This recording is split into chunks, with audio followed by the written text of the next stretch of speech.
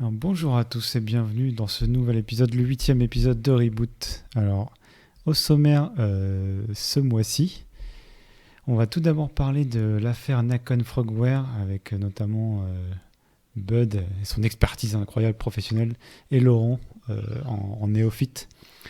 Et donc ça sera pour notre loading, ça pour l'actualité. Ensuite, on va parler de It Takes Two, un jeu coop qui était très bien reçu. Donc ça sera Bud qui va nous en parler. Et on va enchaîner sur nos restarts alors avec Elite Dangerous, donc l'alpha d'Odyssey. Et aussi on va peut-être faire un petit clash Elite Dangerous versus No Man's Sky, puisque évidemment ils sont incomparables, mais donc pourquoi ne pas les comparer. Et enfin on va terminer sur mon jeu fétiche Stellaris, ou l'update 3.0 qui vient de sortir, accompagné des DLC Nemesis et puis comme d'habitude le side screen.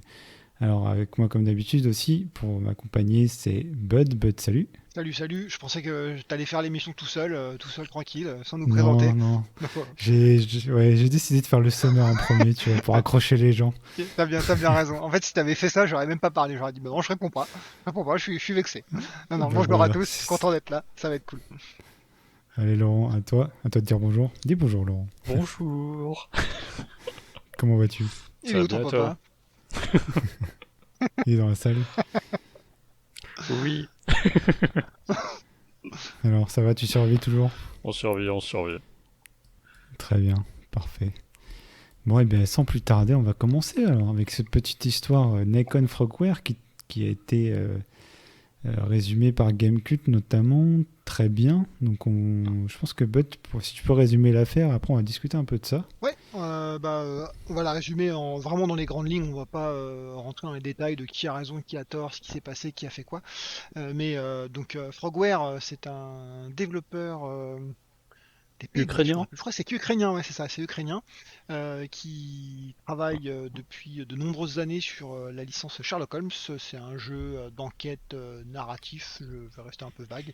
Le jeu a été publié, édité dans le passé par Focus Home Interactive, donc éditeur français, et en 2016, je crois, ou 2017, quelque chose comme ça. Je me rappelle plus exactement la date, à la limite on s'en fout, et vous pouvez la trouver sur internet, hein. Ils ont décidé en fait de se séparer de Focus Home Interactive pour des raisons qui leur sont propres, et ils sont passés chez Big Ben Interactive, s'appelle maintenant Nacon ou Nacon selon à qui vous parlez, qui donc est aussi un éditeur français qui est le rival ou le compétiteur, comment ça s'appelle? Le concurrent direct de Focus Home Interactive, puisqu'ils sont à peu près sur le même créneau en termes de qualité de jeu, taille de projet, etc.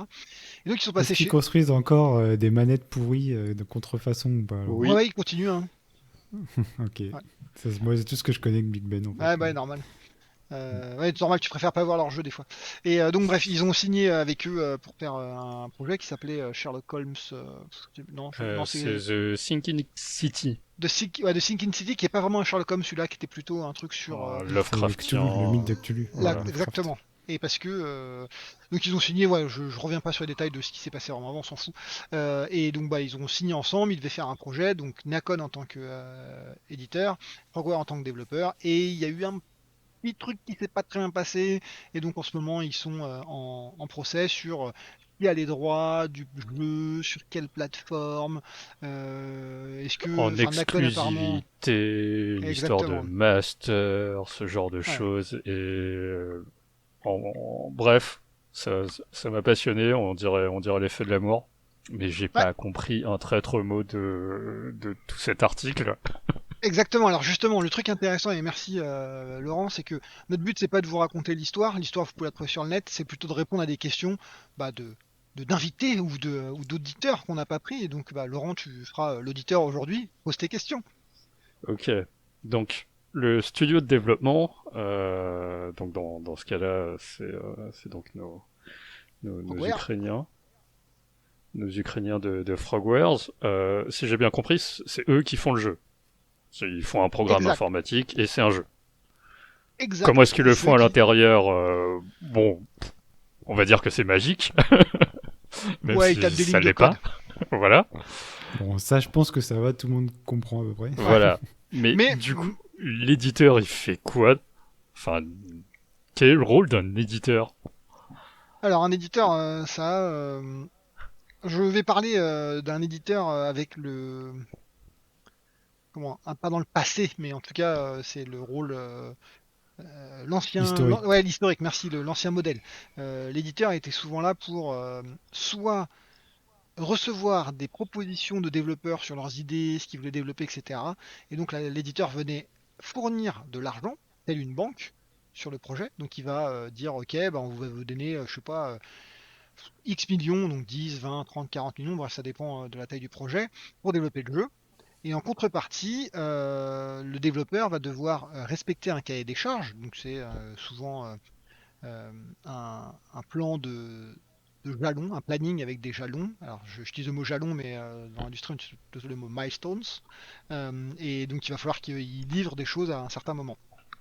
Chaque milestone ou chaque jalon vont être euh, récompensés par un paiement. Et à la fin, donc là je parle vraiment pour le développement du projet, hein. Donc vous voyez, c'est vraiment l'éditeur finance le projet sur la durée. Et à la fin du projet, alors quand je dis à la fin, c'est pas vraiment à la fin, mais c'est tout au long du projet, l'éditeur va aussi supporter le projet en termes de choses annexes au développement, donc ce qui est marketing, comment je définis ma marque, comment je définis le nom, tout ce qui est de manière légale, donc ils vont aller s'assurer que le nom n'est pas une marque déposée. Par exemple, là-dessus, on peut rigoler sur des jeux comme Scrolls. Vous avez vu sûrement le problème de Bethesda avec Mojang à un moment donné où Bethesda est venu dire oui, c'est à nous le mot Scrolls, alors qu'en fait, c'est pas possible de déposer un trademark. Parchemin, oui. Ouais, oui, voilà, sur un Merveilleux. mot, c'est un peu difficile. Bref, dans tous les cas, ils sont là pour faire ce genre de truc au niveau de l'éditeur. Ils vont aller vérifier que tout est bien verrouillé sur tous ces points-là. Mais ils vont aussi s'occuper de toute la communication, donc marketing, gestion de la communauté, les réseaux sociaux de nos jours, puisque c'est un peu nouveau, mais c'est quand même important.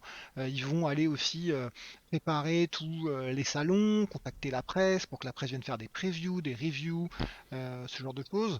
C'est eux qui ont beaucoup de contacts aussi. Ils vont aussi s'occuper de tout ce qui est ça, c'est même plus du développement, hein, c'est vraiment de la commercialisation. Ils vont être en contact avec les revendeurs, comme Micromania, la Fnac, Carrefour, Leclerc, hein. Là, je vous parlais de trucs un peu spécialisés, mais en fait avec tout le monde, hein, tous ceux qui vendent des jeux vidéo. Ils vont s'assurer donc avec eux d'estimer le nombre de pièces qui vont être potentiellement vendues dans les magasins. Donc ça leur permettra ensuite de savoir combien de pièces il faut apporter à la Fnac, à Amazon, etc. Ça va aussi leur permettre d'aller ensuite passer les commandes auprès donc soit d'une usine de création de disques quand c'est un jeu sur PC, ou soit auprès de Microsoft, Nintendo ou Sony quand c'est des jeux sur console, pour permettre d'avoir une quantité à vendre qui soit la plus près de la réalité. Puisque ce qu'on veut surtout pas faire, c'est se retrouver avec, je sais pas, on va dire imprimer, enfin c'est pas imprimer, mais c'est créer 1 milliard de copies d'un jeu, alors qu'en fait on va en vendre 1 million. Ça veut dire qu'il va nous rester quand même 999 millions de boîtes sur les bras. Et qu'est-ce qu'on en fait? On les enterre dans le désert du Nevada, tel E.T. Sur Comme le Atari. fameux. Et le fameux, Ouais. ouais. Voilà. Donc voilà, ils ont un support, ils ont une fonction vraiment de support, logistique, marketing, vraiment multifonction quoi, à Exactement. Et plein de niveaux en financier. fait. Et donc, pardon, et donc financier aussi, ce qui est quand même le plus important Financier, bien souvent sûr. parce que les développeurs, si demain je décide de monter un studio de développement, la plupart du temps, j'ai pas X millions, je vais rester très large sur les X millions parce qu'on peut faire un jeu avec 1 million ou moins même, jusqu'à, je sais pas, 250 millions, je crois que c'était un truc comme ça sur GTA, ce qu'ils annonçaient. Voilà, donc en Mm. fait c'est très large, mais j'ai pas l'argent pour aller financer ce genre de, de projet. Donc il me faut quelqu'un pour le financer, donc la plupart du temps on va avoir un éditeur, donc ça c'est le modèle classique. Et à côté de ça, j'allais dire quoi? J'ai perdu mon fil. Pou, pou, pou, poum. Oui, et ils ont une ligue éditoriale, pardon. Donc en fait, ils financent le projet, mais ils vont aussi s'assurer que le contenu du jeu est, comment dire, dans leur ligne éditoriale. Par exemple, si vous signez un jeu avec Ubisoft, je prends Ubisoft puisque c'est français, mais que vous leur proposez un jeu où vous devez jouer, je vais faire des trucs trash, je suis désolé, je sais pas, un truc, un tueur, Ken and ouais, Lynch de IO Interactive, par exemple. Oui, par bon, ils vont te exemple, dire non. ou GTA où tu peux aller en fait coucher avec des prostituées, etc. En fait, c'est pas la ligne éditoriale d'Ubisoft. Ubisoft est quand même assez lisses là-dessus. Ils essaient de faire en sorte de pas trop choquer. Justement, il y a une quête dans Valhalla qui est un peu limite justement pour Ubisoft où il faut aller aider un couple à retrouver la flamme dans leur couple. Et donc il faut les exciter en brûlant leur maison. C'est un peu, enfin, c'est vraiment pas du tout dans l'esprit Ubisoft. Donc voilà, ce que je veux dire, c'est ils ont une ligne éditoriale, ils vont essayer de la faire respecter pour être sûr que ça réponde, le contenu réponde aux valeurs de l'éditeur. Donc comme tu disais, Yunzo, il y a aussi tous les services annexes. Donc je vais pas vous les passer en revue parce que je peux pas, comme je disais il y a allez, moins de 10 minutes, je peux parler des heures là-dessus, mais c'est des services annexes qui ont marketing, etc. Mais ça peut être aussi tout ce qui est l'assurance qualité. Donc c'est des tests qu'on va devoir faire pendant le développement du projet, mais aussi à la fin du projet, des tests fonctionnels pour s'assurer que le jeu fonctionne comme les spécifications le veulent, mais aussi les tests de alors compliance. Je n'ai pas du tout le terme en français, je suis désolé, mais Ouais, t'inquiète. de certification par rapport aux consoles. Quand vous débranchez une manette, alors maintenant débrancher c'est plus compliqué parce que tout est sans fil, mais quand une manette n'a plus de batterie, normalement votre jeu doit s'arrêter, afficher un message de veuillez reconnecter la manette. Et donc c'est le genre de test aussi qu'il faut faire. Les tests, l'éditeur va aussi payer pour la localisation du jeu parce que normalement le développeur doit livrer le jeu que dans la langue source. Je reste large Mm. dans source parce qu'en fait on pourrait décider de faire le jeu en français, en polonais, en ukrainien, etc. Mais souvent la langue source c'est du l'anglais, on va pas se mentir. Mais ensuite il faut le localiser dans. J'ai bien dit localiser d'ailleurs et pas traduire, c'est très différent. On pourra revenir un jour là-dessus. Mais on va le localiser en français, en anglais, enfin français, attendez, français, italien, allemand, espagnol, polonais, russe, chinois, tchèque, hongrois. Ouais, c'est les plus courants. Ouais, j'y suis allé du plus courant au moins courant, on va dire. Et bon, alors après, il y en a qui vont me dire oui, t'as oublié ma langue. Oui, bah alors bon, il y a des spécificités. Des fois, on va traduire des jeux en japonais, on va traduire des jeux en arabe aussi, ça arrive de plus en plus. On va traduire des jeux en langue scandinave, donc suédois, finlandais, hollandais, Mm. danois. Mais ça, c'est plutôt pour des jeux qui sont pour des enfants en fait, puisque comme on le sait, tous les pays scandinaves parlent plutôt très bien anglais. Voilà. Ouais. J'ai beaucoup parlé, je suis désolé, j'ai un peu lancé. Si Laurent a plus de questions, n'hésite pas, je suis désolé. Est-ce qu'on a encore le temps? Oui. Un petit peu. Un petit peu. Donc, au final, qui possède le jeu?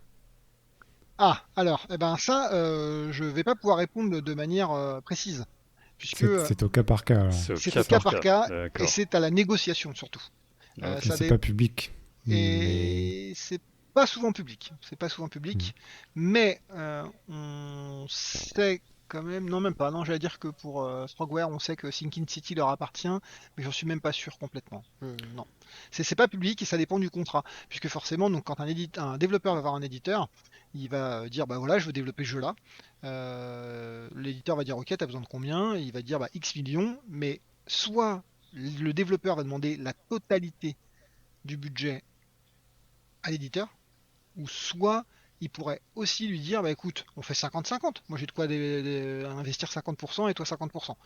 Donc ça c'est le budget, et c'est pourquoi je parle beaucoup d'argent et de budget, c'est que c'est souvent ça qui va vous permettre de négocier les droits pour la propriété intellectuelle, les droits du jeu, les différents droits aussi, puisqu'il faut savoir que vous avez les droits sur certaines plateformes et pas sur d'autres. Par exemple, là on parle, prenons la frère Frogware Nikon.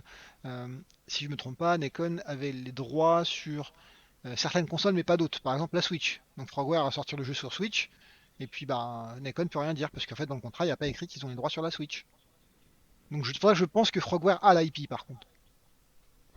Je pense, je suis pas Ok. sûr. J'ai pas vu un contrat qui me le dit. J'ai pas parlé à quelqu'un qui m'a dit ouais c'est sûr c'est ça, etc. Ni chez Nikon ni chez Frogware d'ailleurs. Mais c'est à peu près c'est à peu près sûr. Et donc ouais la propriété intellectuelle dépend. Et alors pareil il y a pas de elle appartient d'ailleurs à machin ou à bidule. Puisque potentiellement, on peut appartenir à 50-50, 50% à moi, 50% à toi. Alors ça, c'est les trucs les mieux au départ, parce qu'en fait, on se dit, bah non, c'est pour dire qu'on est tous les deux liés, c'est cool, mais c'est toujours le problème. C'est comme les mariages entre Enfin, c'est surtout les personnes. divorces. Et alors voilà, mais oui, mais t'as tout compris. C'est-à-dire que le mariage, oui, 50-50, t'en fais pas, mon chéri. Mais en fait, quand on divorce 50-50, ça devient pénible. Mais la maison, on fait quoi? Mais moi, je la veux la maison, mais toi aussi, mais qu'est-ce qu'on fait? Bon, on la vend en Qu'est-ce fait. qu'on fait du Et c'est un chien? peu voilà, que ce soit du chien, oui. Le pire, c'est les enfants. Mais le problème qu'on a quand on a une IP, une propriété intellectuelle à 50%, et que l'autre partie a 50%, c'est qu'on peut rien faire sans l'accord de l'autre. Vous me suivez? Ok, d'accord. Donc, Ouais. pour avoir l'accord de l'autre, c'est soit il faut lui dire bah on fait 50-50 alors que l'autre personne ne fait rien. Imaginons que j'ai la propriété intellectuelle à 50%, toi aussi Laurent, et tout compte fait je travaille avec Yunzo. Et ben en fait, faut que je dise bah ok, tu prendras quand même les 50%, et donc Yunzo et moi, il nous reste plus que 50%. Ouais. Donc la part du gâteau est beaucoup plus petite, alors que pourtant on va quand même nous prendre le... Et comme c'est indivisible, c'est négociable du coup. Ah, Ça tout est devient... négociable, toujours, toujours, toujours. Hmm. Donc faut Ok. Ça va savoir, être hein. particulièrement l'IP, puisque soit tu l'as pas au final pour le jeu. Oui, Enfin, donc du coup, ça devient... Et du coup, c'est là-dessus, le Nakon Frogware, cette histoire-là, que ça s'est fait alors alors, le... ça a l'air un peu bizarre. Faut savoir que Frogware est un développeur, mais qui avait des velléités pour devenir éditeur. Donc forcément, ils veulent garder leur propriété intellectuelle, leur avec un S, hein, puisqu'ils en ont plusieurs, etc. Mais ils veulent les garder en interne, parce que ça leur permet à un moment donné de dire cassez-vous les éditeurs et nous on fait nos propres, on va éditer nos propres jeux. Et donc ils vont pouvoir faire des suites, ils vont pouvoir aussi récupérer tout l'argent vendu sur Steam ou sur n'importe quelle plateforme, etc. Donc ça c'était leur velléité à eux. Donc je pense que il y a eu des choses qui se sont mal passées pendant le développement. Donc ça, je pense. Pareil, je n'ai pas d'informations. Sur l'article de Gamecult, Hmm. ils en parlent un petit peu. Est-ce que c'est vrai ou pas? J'en ai pas la moindre idée. Mais souvent, quand ça se passe mal à la fin, c'est que le développement s'est mal passé. Donc, comment un développement peut mal se passer? Ben, ça peut être un éditeur qui paye pas en temps et en heure, ce qui a l'air d'être le cas selon Frogware. Ça peut être un développeur qui livre pas en temps et en heure aussi. Et là, vous dites, ah oui, mais alors en fait, on n'a pas réussi à négocier, à livrer parce que mon chien il a mangé ma copie, etc., etc. Et donc, bah, il nous faut 4 mois de plus. Et là, l'éditeur dit, bah ouais, d'accord, bah ok, c'est un peu pénible. On avait dit que le jeu devait sortir. Ouais, mais bah, ça sera comme ça, t'as pas le choix. D'accord? Et bah, tu vas financer. Donc, l'éditeur dit, bah, donc c'est toi qui payes puisque c'est toi qui as fait l'erreur. Bah non, parce que si tu payes pas, on peut pas sortir le jeu parce que j'ai plus d'argent. Ah, donc en fait, il faut Ouais. aussi qu'on paye les 4 mois. D'où... Donc, voilà. il y a tellement D'où- de trucs qui peuvent se passer, et donc forcément, ça devient à la fin un sac à nœud, pardon.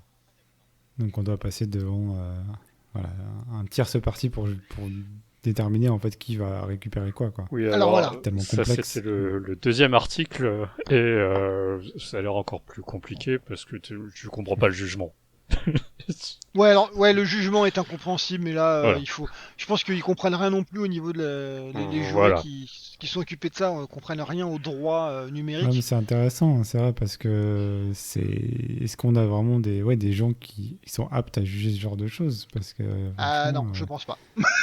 ouais, en fait, c'est comme d'hab, la loi suit à la traîne derrière, en fait, Bah ouais, parce que le numérique, quoi. Ouais, ils parce que étaient pas prêts. oui, Enfin, voilà, c'est clairement, t'es plus ou moins dans le Far West. Enfin, t'es t'es quand même dans des trucs commerciaux qui sont encadrés, mais t'as quand même une partie qui ressemble à du Far West, quoi. Hmm. ah, tu peux jouer Parce sur que les le mots. jugement, qu'est-ce qui vous a... Quel a été le problème dans le jugement? Alors le jugement, Qu'est-ce- je me rappelle plus exactement, mais c'est oui, ça marchait un peu sur la tête. Laurent, tu m'arrêtes si je me trompe, mais le, en gros, il y a un truc, un jugement qui a dit non, mais c'est Nakon qui a raison, et puis d'un autre côté, ils ont dit non, mais c'est Frogware qui a raison. Donc déjà, tu te dis, ok, vous êtes un peu, Oui. peut-être bien que si, peut-être bien que non. Tu vois, donc c'est un peu limite. Ouais. Et puis il y a le truc de, attends, c'était la version Steam, c'était ça le plus magnifique, si je me trompe pas, Laurent, où il y avait un truc de il faut que Frogware livre une version Steam, mais Frogware l'a déjà livrée, donc bah c'est bon. D'accord, mais pourquoi tu dis qu'il faut la livrer alors s'ils l'ont déjà livrée, je comprends pas. Bref, c'est un peu le bordel. La loi, la justice a du mal à suivre parce que ils sont dépassés. Je veux dire, ils ont tellement de lois à connaître et que en fait pour comprendre les trucs un peu techniques, ils ont pas le temps en fait, hein, clairement. Et donc il va falloir attendre que il y ait des trucs qui se passent et de la jurisprudence pour dire ok bah maintenant on fera ça comme ça et on sait que si ça se passe ça marchera comme ça et après la jurisprudence fonctionne au niveau d'un pays donc là ça marche parce que Hmm. c'est en France mais si demain je signe un contrat avec Activision ou n'importe quel publisher US en fait il faut savoir que la loi appliquée c'est la loi US donc ma jurisprudence en France ne Ouais, et fonctionne puis plus. et là, par exemple, la justice polonaise, du coup, a son mot à dire. Enfin, Ukrainienne tu veux là, dire? Ukrainien. c'est Nakon... oh, ukrainienne, pardon, Ouais, oui. pas de souci. Non, bah non, puisque le contrat, en fait, quand il est signé dans un contrat, il y a marqué sous quel droit le comment Ah, d'accord, oui, le d'accord. contrat est appliqué et en fait il y a marqué qu'il sera appliqué en France. Droit français, Ouais, ok. Bon, déjà, ça simplifie un peu, parce que... ouais, heureusement. Ça devrait être un Ouais, bordel pas sinon, possible. j'imagine même pas. Ouais. Qu'est-ce que je voulais dire tout à l'heure, parce que tu parlais des développeurs et des éditeurs. Mais oui, il y a beaucoup de choses qui peuvent se partir en sucette pendant un développement. Et souvent, euh, justement, c'est ça qui est très compliqué, c'est l'équilibre qu'il peut y avoir. En fait, il faut savoir que le premier jour de la signature du contrat, l'éditeur est en position de force, puisqu'en fait, il a encore 100% du budget à donner pour que le développeur développe son jeu. On est d'accord? Ouais. Mais au fur et à mesure que le développement passe, que tu as livré des milestones, des versions, etc., et que tu as récupéré 10% du budget, 20% du budget, 30% du budget, et que tu arrives à plus de 50% du budget, qui est en position de force? Bah, souvent, Mais c'est le ça développeur. arrive que l'éditeur puisse récupérer de l'argent qu'il a déjà donné au développeur parce que c'est pas du tout, ça correspond pas aux attentes ou des choses comme ça. Alors, il peut, dans le contrat, souvent ils ont des clauses qui leur permettent de faire des trucs de fou en disant si machin, tu te comply en français qui va être tu ne respectes pas nos demandes ou ne respectes pas le cahier des charges, alors on pourrait te demander de nous refiler toute la thune qu'on t'a filée. Le problème que tu as quand tu travailles avec un, un développeur qui a pas de. Enfin, qui est venu te voir et qui a dit je veux 100% du budget parce que en fait j'ai pas d'argent moi pour développer. D'accord? C'est-à-dire qu'il a juste pris de quoi développer son jeu. Il a pris une marge normalement, il a pris 20-30% de marge. Mais si tu lui Mm. demandes de retourner, de te redonner tout l'argent, il n'a pas d'argent en fait. Tu vois, c'est comme si tu me donnais à Ouais. manger demain, d'accord, Yunzo, et puis tu me dis attention, hein, si on n'est plus copains, je vais te redemander toute la bouffe que je t'ai donnée. Et en fait, je travaille pas, donc j'ai pas d'argent. Donc en fait, la bouffe que tu me donnes, je la mange. Donc au moment où tu me la redonnes, je peux pas te la redonner. Elle est déjà mangée.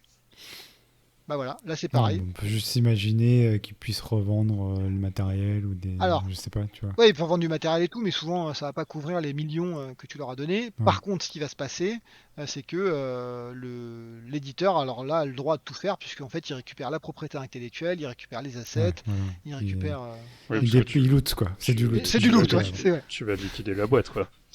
Ouais, c'est Ouais. ça, tu liquides la boîte, ouais. C'est Leroy Jenkins, après, il loot. Point. Donc ouais, voilà, c'est à peu près ça. Je sais pas à quoi vous dire de plus, j'en réfléchis. Si vous avez Non, des mais questions, n'hésitez pas, hein. je sais pas si tu as de questions, Laurent, Non, je pense que... là-dessus. Mais je pense, bon, voilà, on va juste faire un petit retour là-dessus. Après, le dossier sur Gamecult, c'est très bien, très intéressant, a priori. Mm. Moi, je l'ai pas lu, j'ai pas eu le temps, mais juste une question, ça arrive souvent des. Comment ça se passe globalement, les relations éditeurs-développeurs? C'est souvent tendu ou globalement ça se passe bien? Ouais, déjà, Ou... ça dépend des gens qui font car quand je dis qu'ils font le jeu, ça dépend des gens vraiment qui sont comment dire, qui sont en relation quotidienne. Déjà, ça c'est le premier point. Parce qu'on a des contrats, on donne de l'argent, etc. Mais le point le plus important reste la relation humaine. Donc, Hmm.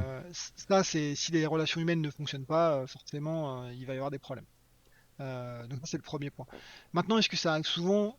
Oui, ça arrive souvent. Mais est-ce qu'on en entend parler? Non. Parce qu'en fait, tout le monde, et donc quand je dis tout le monde, c'est aussi bien éditeur que développeur, est assez malin pour se dire, faut pas trop aller étaler ça sur la place publique. Enfin, vous voyez Frogware Nacon moi je suis développeur, je me dis, wow, c'est chaud pour Nacon quoi. Enfin, Nacon, je veux pas travailler avec eux, vu ce qu'ils font. Et en fait, peut-être que c'est faux, peut-être qu'ils ont rien fait les pauvres et que Frogware ment. Et inversement, je suis un éditeur, Hmm. Frogware vient me voir, je dis, mais en fait, je veux pas travailler avec toi. Parce que dès qu'on va avoir un problème, tu vas essayer de me la mettre. Et puis en plus, tu n'hésiteras pas à aller voir la presse pour aller te plaindre. Ouais, donc en général, c'est plutôt à l'amiable ou L'omerta, et tout, ouais, voilà, étouffé c'est un peu. ça. On étoupe, on trouve. Bah, comme. Alors, Enfin, on toujours reste pareil, discret. on reste discret, mais il faut quand même se rappeler donc le jeu vidéo, les fans. Alors après, je sais pas si c'est dans la même chose dans toutes les industries culturelles. Et plein de gens qui me diront, mais t'es fou, l'industrie culturelle, ça n'existe pas. Si ça existe, c'est pour faire de l'argent. Mais dans l'industrie culturelle, il y a souvent du secret. Je veux dire, tout ce qui est, je vais dire des trucs un peu horribles, désolé, mais quand l'autre, là, Harvey Weinstein, il couche avec des filles, des viols, je sais pas quel terme utiliser, souvent on se tait Ah, le jusqu'au jugement a moment été où. rendu. Ouais. Tu peux le Le dire. podcast a basculé d'un seul coup. Non, non, mais je veux dire, c'est souvent on dit rien et puis à un moment Oui, donné ça sort. ça arrange tout le monde, Ça ça arrange tout le arrange tout monde. le monde Exactement.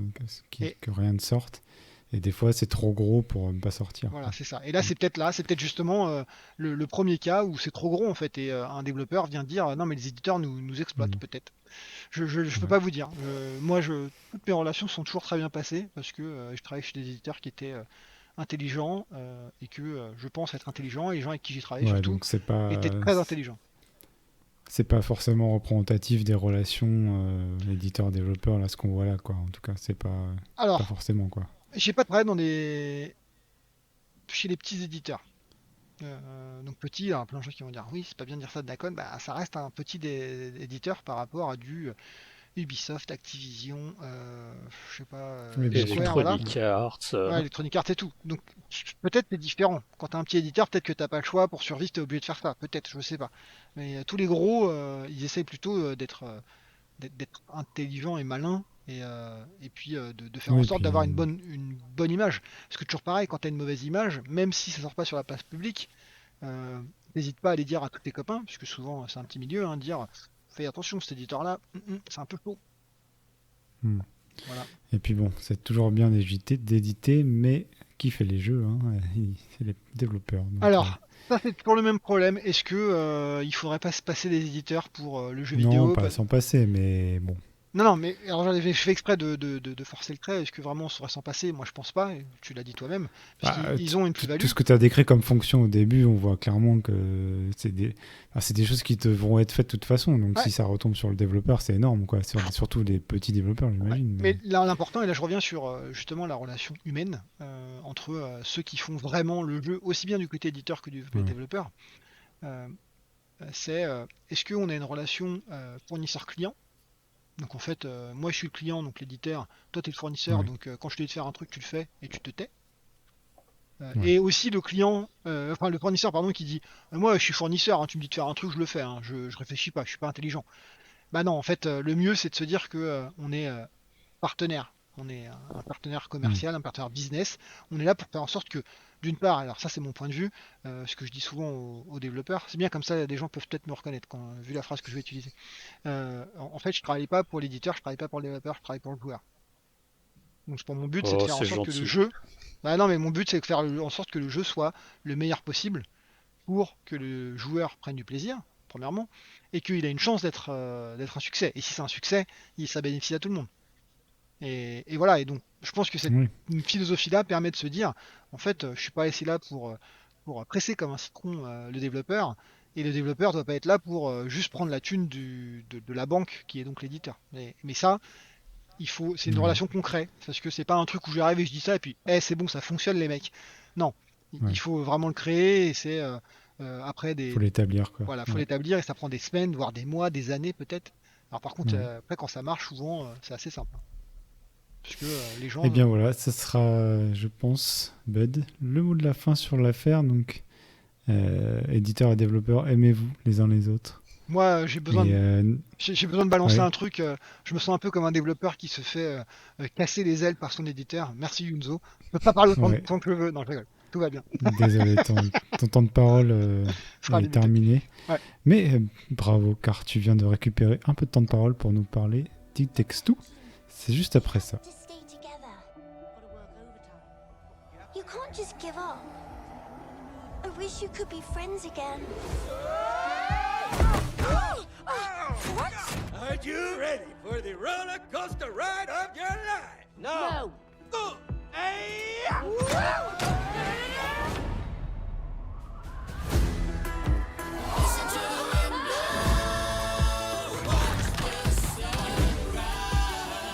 This world is the result of your broken relationship. If you want to go home, you need to find what you've lost.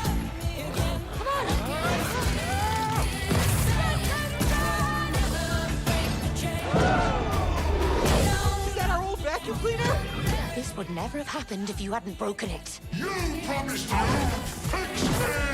Now you will both die! Man, what happened to my greenhouse? Terrible. Et donc c'est encore moi, après ce petit interlude musical. J'arrête pas de parler aujourd'hui, c'est fou. En fait, c'est mon podcast, Yunzo, c'est mon podcast. Ouais, c'est Bud Edition. Ouais, voilà. c'est bonne édition. Appelez-moi quand vous voulez, j'ai pas de thune. Donc on va parler de It Takes Two, un jeu qui a été développé par Hazelight. Je sais pas si je le dis bien, je sais pas si c'est Hazelight ou Hazelight. Non, c'est Haze Light, normalement. Ça marche.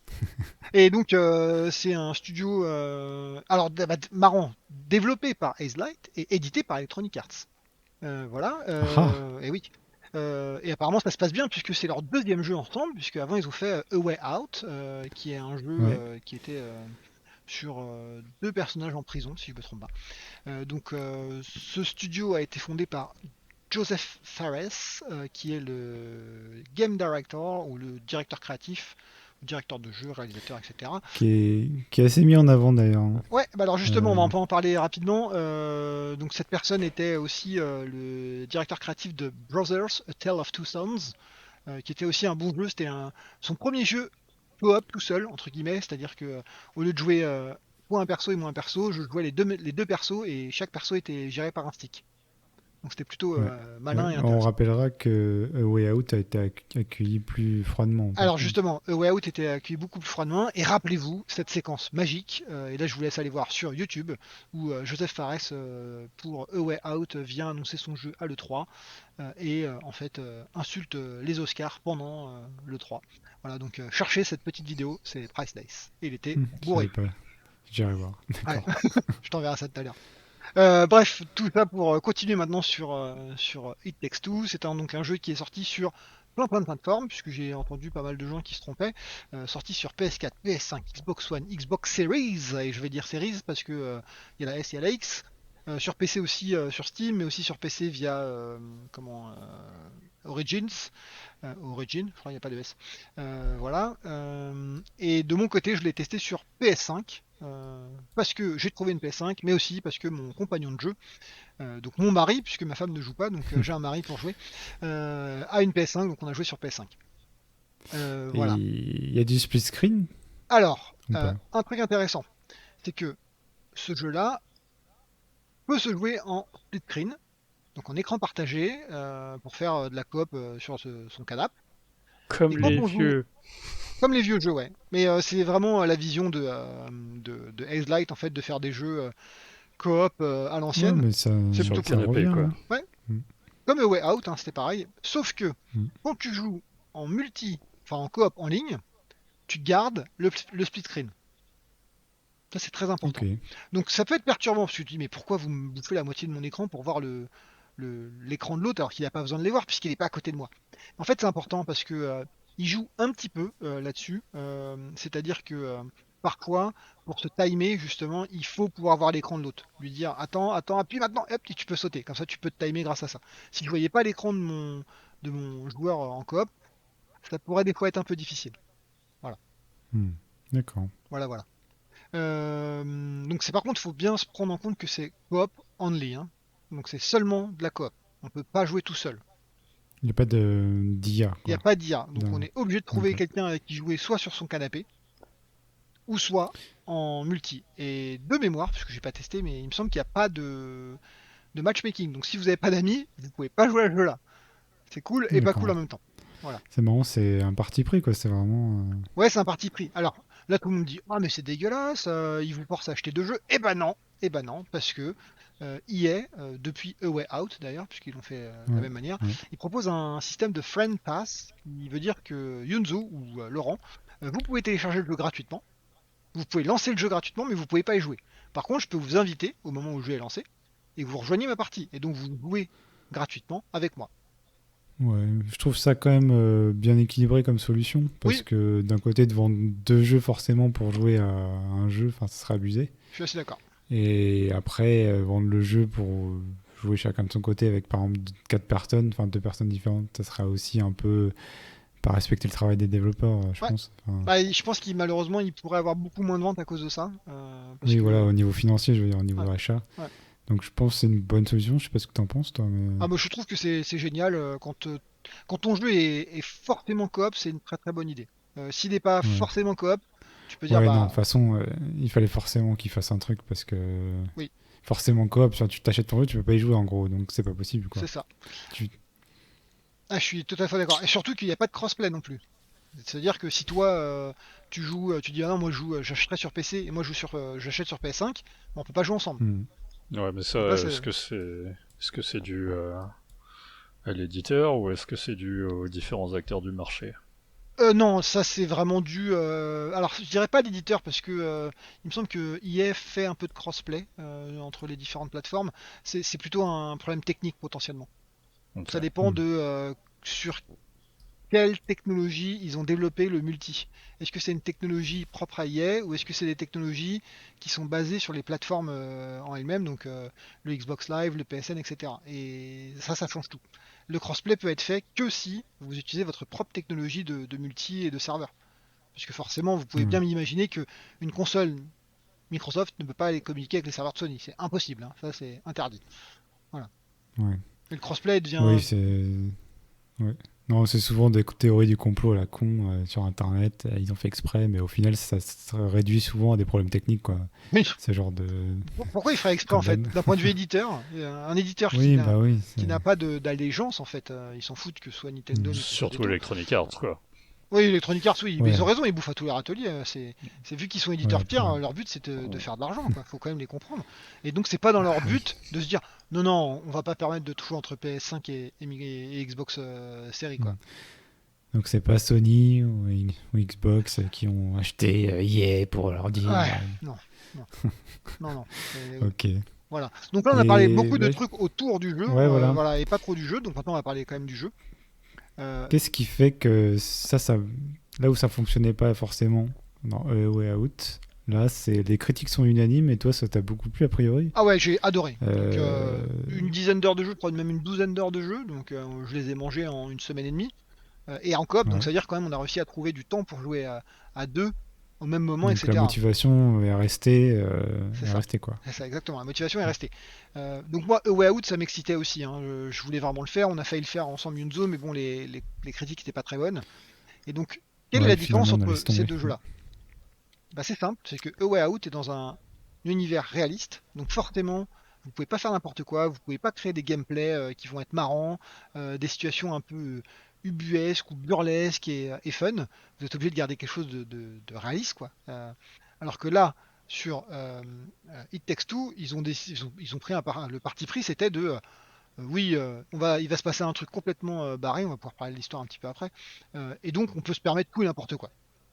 Et donc en se permettant Ouais, tout, puis je pense, enfin, A Way Out, du coup, on n'a pas joué comme tu dis, mais ça avait l'air un peu plus cinématique. oui, Et qui dit cinématique dit aussi plus passif. exactement, donc tu peux t'endormir. Et je pense que, oui, voilà, tu peux t'ennuyer un peu plus, alors que là, ça a l'air vraiment Alors oui, fun, quoi. A Way Out, on pourrait le décrire comme un walking simulator, je dirais. Hmm. Alors que It Takes Two, c'est plutôt un action platformer narratif. J'essaie de faire un truc un peu englobant, parce qu'il y a beaucoup de jeux enfin, il y a de la plateforme, il faut sauter, etc., etc. Il y a aussi de l'action parce qu'il faut viser, il faut tirer, il faut faire des puzzles, voilà. Il y a des boss aussi. Et narratif parce que l'histoire est quand même importante. Et là, voilà, là on arrive sur le truc un petit peu où on peut débattre longtemps, parce que ça dépend des gens. Moi, je trouve intéressant et touchant, peut-être parce que je suis un papa maintenant, mais il y a des gens qui disent ouais, c'est complètement convenu, c'est nul, ça s'est vu 2 fois, 500 fois, c'est pas drôle. Moi, je trouvais ça Hmm. super cool, notamment une scène avec l'éléphant, et je ne spoilerai pas plus que ça, où c'est magique, et j'étais quasiment en train de pleurer. Ouais, ok. J'abuse quand je dis pleurer, Ça, mais c'est- vraiment j'étais touché, quoi. Je me dis, putain, les salauds! Donc le gameplay est plutôt classique, mais bien exécuté a priori. Oui, le gameplay est très classique, hein, c'est de la plateforme, c'est je vise avec je sais pas, un lance-clou, je peux transformer un truc en pierre, en glace, je peux glisser. Hmm. Il y a aussi des séquences où je vais devoir conduire des véhicules. Je mets des apostrophes en faisant mes petits doigts, personne les voit, mais c'est pas grave, parce que c'est pas vraiment des véhicules, ça va être, je sais pas, un truc, une banane volante, enfin, je dis des trucs Ok. complètement débiles. Ou alors si on conduit une araignée à un moment donné, ouais, on conduit une araignée. Voilà. Donc bref, c'est un peu barré. Il y a vraiment des séquences qui sont magiques d'un point de vue euh, immersion, fun, voilà. Et il y a encore autre chose qui est la DA, la direction artistique. Et alors, peut-être que c'est la PS5 qui fait ça, peut-être que sur PS4 c'est pas aussi beau, je ne sais pas. J'ai même pas vu s'il y Ah, avait un sûrement. patch. Non, parce Au que prix de la PS5. j'ai pas vu s'il y avait un patch spécifique PS5 en fait, je suis pas sûr. C'est vrai que Ok. il me semble que oui, mais je suis pas complètement sûr. Et en fait, c'est magnifique, il y a des super effets, des Ouais. environnements incroyables, voilà. Et pour résumer un petit peu, parce que j'ai pas parlé de l'histoire, en gros, c'est l'histoire de deux parents et de leur enfant, de leur fille. Les parents commencent à se déchirer, ça fonctionne pas, et donc ils décident de divorcer. Ils l'annoncent à la petite fille. La petite fille est vraiment pas contente, forcément elle est triste, hein, ça peut se comprendre, et elle dit je voudrais que. Enfin, elle pleure en fait. Et en pleurant, elle transforme ses parents en petites poupées. Une qui est de argile, je pense. Je joue en anglais, Mhm. donc désolé, j'ai pas les mots. Je crois que c'est en anglais c'est clay, mais j'arrive même pas à retrouver le mot en français. Oui, c'est ça. Donc Argile, argile. ouais. Et l'autre qui a une poupée de fil, je crois, enfin, ou de laine. Donc, Voilà. tu joues les parents alors, Et, c'est et ça? tu joues les parents, mais en poupée. Donc forcément, bah, quand tu meurs, bah, c'est pas grave, tu repopes et puis on s'en fout. Hmm. Euh, et, euh, et, et donc l'histoire, c'est bah, clairement de dire comment on retrouve l'amour, en gros. Ah ouais, Et vu qu'on a intéressant. rétréci, puisque forcément on est des petites poupées, bah, tout Hmm. est à une échelle différente. Donc au lieu de voir une maison classique, bah, là vous la voyez à une échelle plus basse. Et c'est vraiment très très fun. Et ils ont des idées mais magnifiques. Enfin, les boss sont incroyables, incroyables. Les premiers notamment. Pareil, je vais pas trop spoiler, mais quand vous arrivez devant l'aspirateur et que vous Hmm. devez vous faire l'aspirateur, puisque c'est vraiment ça en fait, faut battre Hmm. l'aspirateur. C'était mais magique. J'étais mort de rire, vraiment. J'ai Ouais. été très peu mort de rire devant des jeux, mais celui-là m'a vraiment fait rire. Voilà. Donc ouais, ça a l'air hyper varié, aussi bien artistiquement les niveaux que du coup le gameplay. Oui. Euh, alors, il y a quelques petits défauts quand même, t'as rien de relevé ou... Eh ben, moi, j'en ai pas vu. Honnêtement, j'ai eu. Alors, peut-être que c'est le fait que je sois coop et tout, mais j'en ai pas vu plus que ça. J'en ai parlé avec des collègues, des amis, qui me disaient, eux, oui, les personnages sont un peu caricaturaux, effectivement, notamment la femme, donc qui est le- un petit peu trop caricaturale, je pense. Genre la femme indépendante, mais un peu trop, un peu too much, je trouve, effectivement. Ok. Mais franchement, c'est du détail, quoi. C'est du vrai détail. À la limite, on s'en fout, quoi. Ok. On peut passer outre. Parce que, Ok, donc c'est pas maladroit dans comment dire, dans la description du couple, dans l'image du couple ou pas des selon, personnalités quoi. pas Non. selon moi, il y a des gens qui vont dire si, c'est complètement. Alors peut-être que c'est moi qui suis un peu débile, hein, c'est possible aussi. Mais de mon point de vue, c'est pas. Non, c'est pas. C'est pas maladroit, c'est pas tiré par les cheveux. Il y a des trucs où on se retrouve quand ils ont certains comment dire, en tout cas où moi je me suis retrouvé. Après je dirais pas tout le monde, mais certains problèmes et certaines remontrances à se faire. Je me dis, mais c'est pareil avec ma femme. Ou alors, ah, ma femme me Ouais. dit pareil. Là, ça fait un peu plus mal de se rendre compte que ta femme Hmm. te dit pareil. Tu te dis, ah ouais, en fait, des fois je suis pas très malin. Voilà, D'accord, ok. Donc voilà. c'est peut-être ça aussi, ouais, entre les personnes, le vécu des personnes, le ressenti des personnes, c'est ça qui fera que ça te touchera, ton histoire aussi, ça te touchera peut-être ou pas, Je pense que ce oui. côté-là narratif qui est quand même une grosse composante du jeu finalement. Ouais, Donc, je pense que oui, il y a toujours pareil le problème que, ok, peut-être que tu es en couple, mais t'as pas d'enfant. Et déjà, bah, ça change la perspective parce que c'est ce que je hmm, dis à chaque fois quand il y a un enfant, se séparer, c'est compliqué, pas pour les parents, limite je m'en fous d'eux, c'est plutôt pour l'enfant. Et là, c'est exactement ça. Et donc, moi, j'arrive à me projeter là-dedans, mais peut-être que d'autres vont dire, moi, j'arrive hmm, pas du tout, parce qu'ils n'ont pas la même conception du couple et des enfants, même s'ils ont des enfants. Ou alors, il y a, ils ont pas d'enfants, et donc ils comprennent pas, ils disent, mais moi, je comprends pas. Voilà. Donc, ouais. c'est compliqué. Ok, mais globalement, une grosse recommandation de ta Ah part ouais, a ouais, priori. là, allez-y les yeux fermés. Tant que vous avez un ami pour jouer. Tant que si vous n'en avez pas, bah là, ça devient compliqué. Mais si vous avez un ami pour jouer, vous pouvez y aller. D'ailleurs, je plaisante un peu en disant ami, mais en fait, et donc ma femme ne joue pas, elle, hein, c'est pas son truc. Mais si vous avez une femme ou un mari, hein, ça me fonctionne aussi, euh, qui est pas super gamer, ça peut quand même passer parce que Mhm. le gameplay est assez simple, c'est assez basique. Et Oui, c'est pas punitif, ça j'ai oublié de le dire. C'est-à-dire que quand vous mourrez, bah il faut appuyer sur le bouton triangle de mémoire, faut un peu le bâcher pour que ça remplisse une jauge pour repopper. Si les deux personnes meurent en même temps, ah bah c'est game over et donc on recommence au checkpoint. Il y en a partout des checkpoints, hein. Donc en fait c'est pas très grave, on recommence pas très loin après. Euh, ok. et si on va dire que je joue bien mais ma femme ne joue pas bien, si elle arrête pas de mourir on s'en fout parce que moi je peux continuer quand même. Voilà, Ok, d'accord. voilà. Donc c'est bien pensé à ce niveau-là, quoi. Oui, carrément. Ok, bon, super. Pas Voilà. de commentaires, Laurent? Je sens que tu t'endors un peu là. Non, je n'ai pas d'amis. Il y a Quoi pas d'amis. Même Yunzo, c'est pas ton ami. Si. Ah, si, mais bon. Tu veux le faire, Laurent? On va le faire, allez. Allez. Rendez-vous. Bah, vous avec- Je te devriez. laisse l'acheter. Bon, allez. Eh bien, très bien. Merci, Bud. Maintenant, alors, on va passer à des choses un peu plus importantes. Bud, désolé, mais on va parler d'espace et de D'espace. grandeur, quoi, tu vois. De choses à une échelle un peu différente, quand même, que des petites disputes de petites couple. Et on va démarrer pour cette section espace, ciel et étoiles du podcast avec Elite Dangerous Odyssey. Juste après ça. Space is a dangerous place. But you dared to explore it.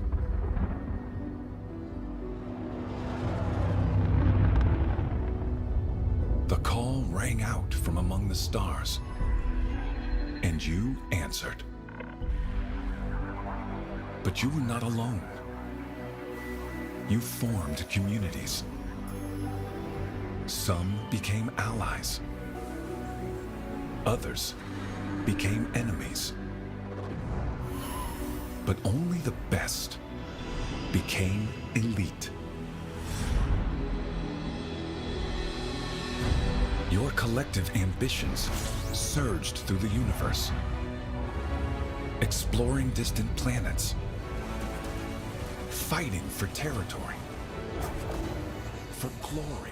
Et oui, alors au mois d'avril, c'est vraiment un gros mois pour l'espace, puisque Thomas Pesquet est parti à la station internationale, un hélicoptère vole sur Mars et on a un appareil qui produit de l'oxygène directement sur Mars.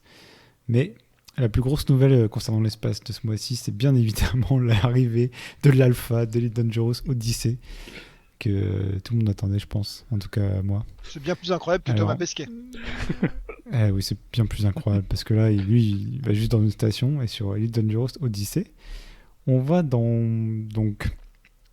sur de nouvelles planètes en fait. Mais je vais repartir au début. Alors, Elite Dangerous, bon, c'est quand même assez connu, même si c'est un peu niche comme jeu.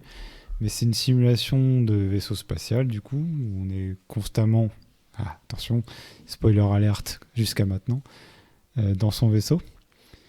Et c'est vraiment un jeu bac à sable, en fait, avec une échelle incroyable, puisqu'on a la Voie lactée, donc qui est reproduite à l'échelle 1-1, à peu près. Donc il y a, je sais plus, 400 millions d'étoiles et beaucoup de planètes par système solaire, enfin système étoilé. Voilà, bon, je sais pas forcément tous les bons termes, mais on m'excusera. Alors, c'est un jeu, moi je le suis depuis l'alpha, toute première version, et je joue par intermittence en fait. De temps en temps, je m'y mets, je plonge dedans, je joue des dizaines d'heures, et puis après je lâche complètement. Bon, ça coïncide souvent aux nouvelles mises à jour.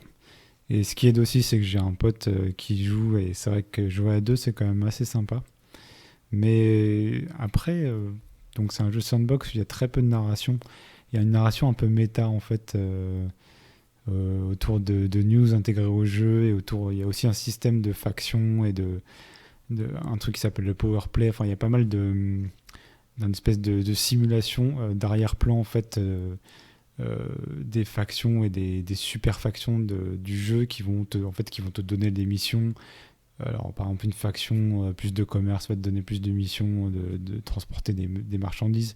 Une faction pirate va te donner plus de missions type pirate, etc. Mais après, il y a pas mal de gameplay différents. Donc principalement, il y a du minage, du combat, de l'exploration.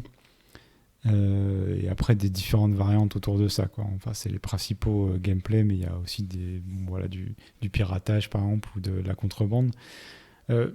Donc c'est un jeu qui est quand même plutôt orienté simulation, assez pointu, hein, même on peut quand même customiser son vaisseau, par exemple vraiment gérer, modifier son vaisseau avec. Donc dans Horizon, ils ont rajouté les ingénieurs.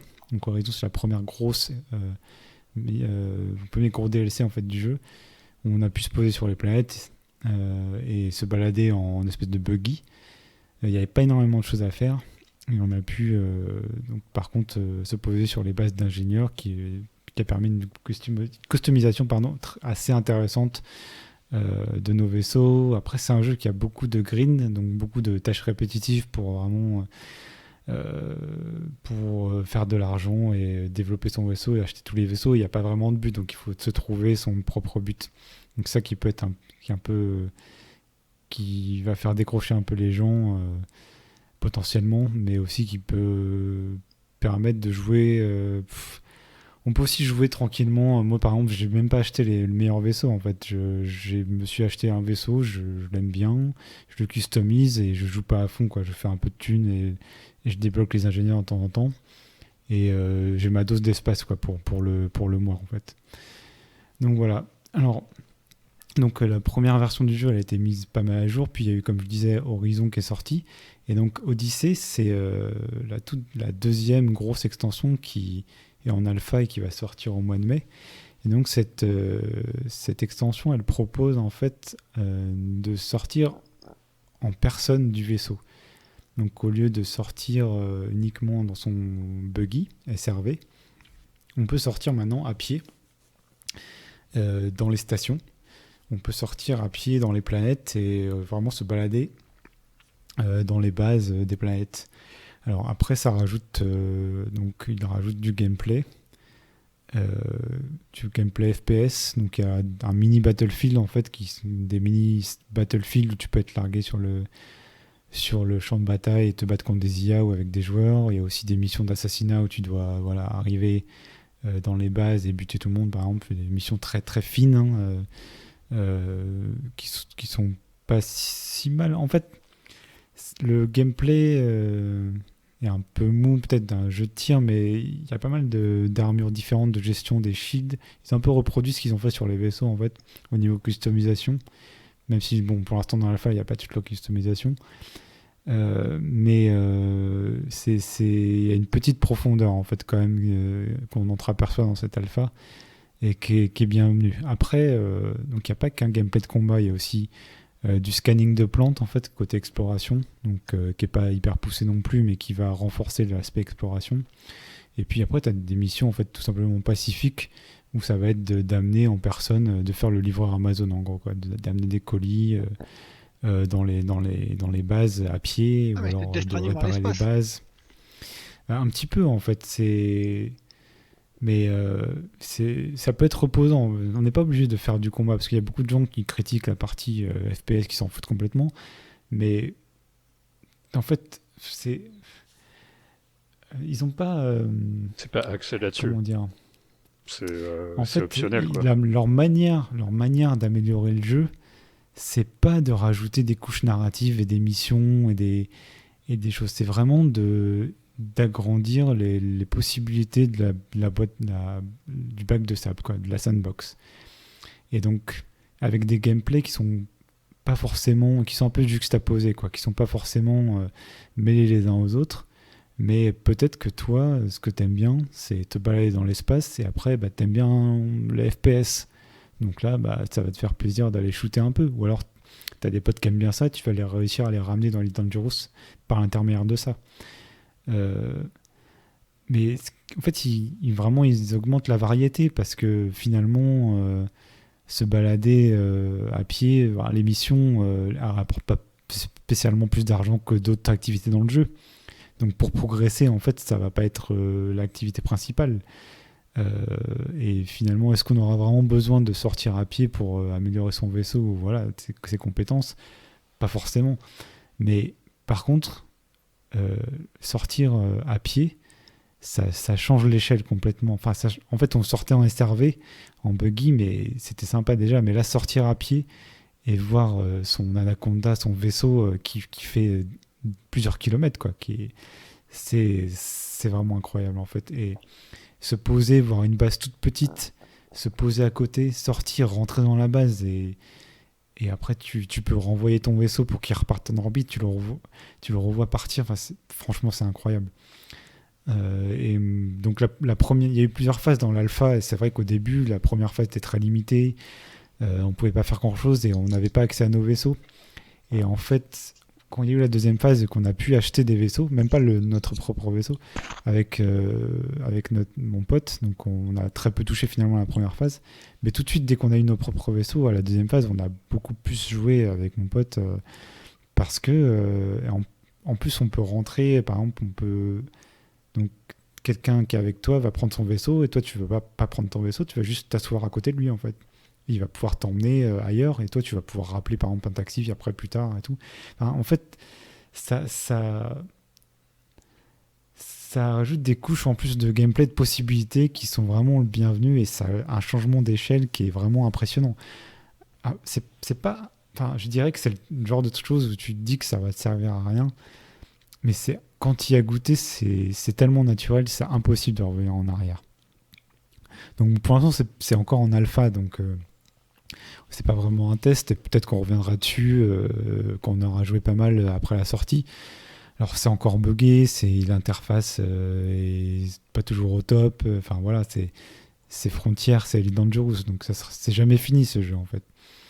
Mais moi donc c'est 40€, j'ai même payé un peu plus cher je crois pour accéder à l'alpha.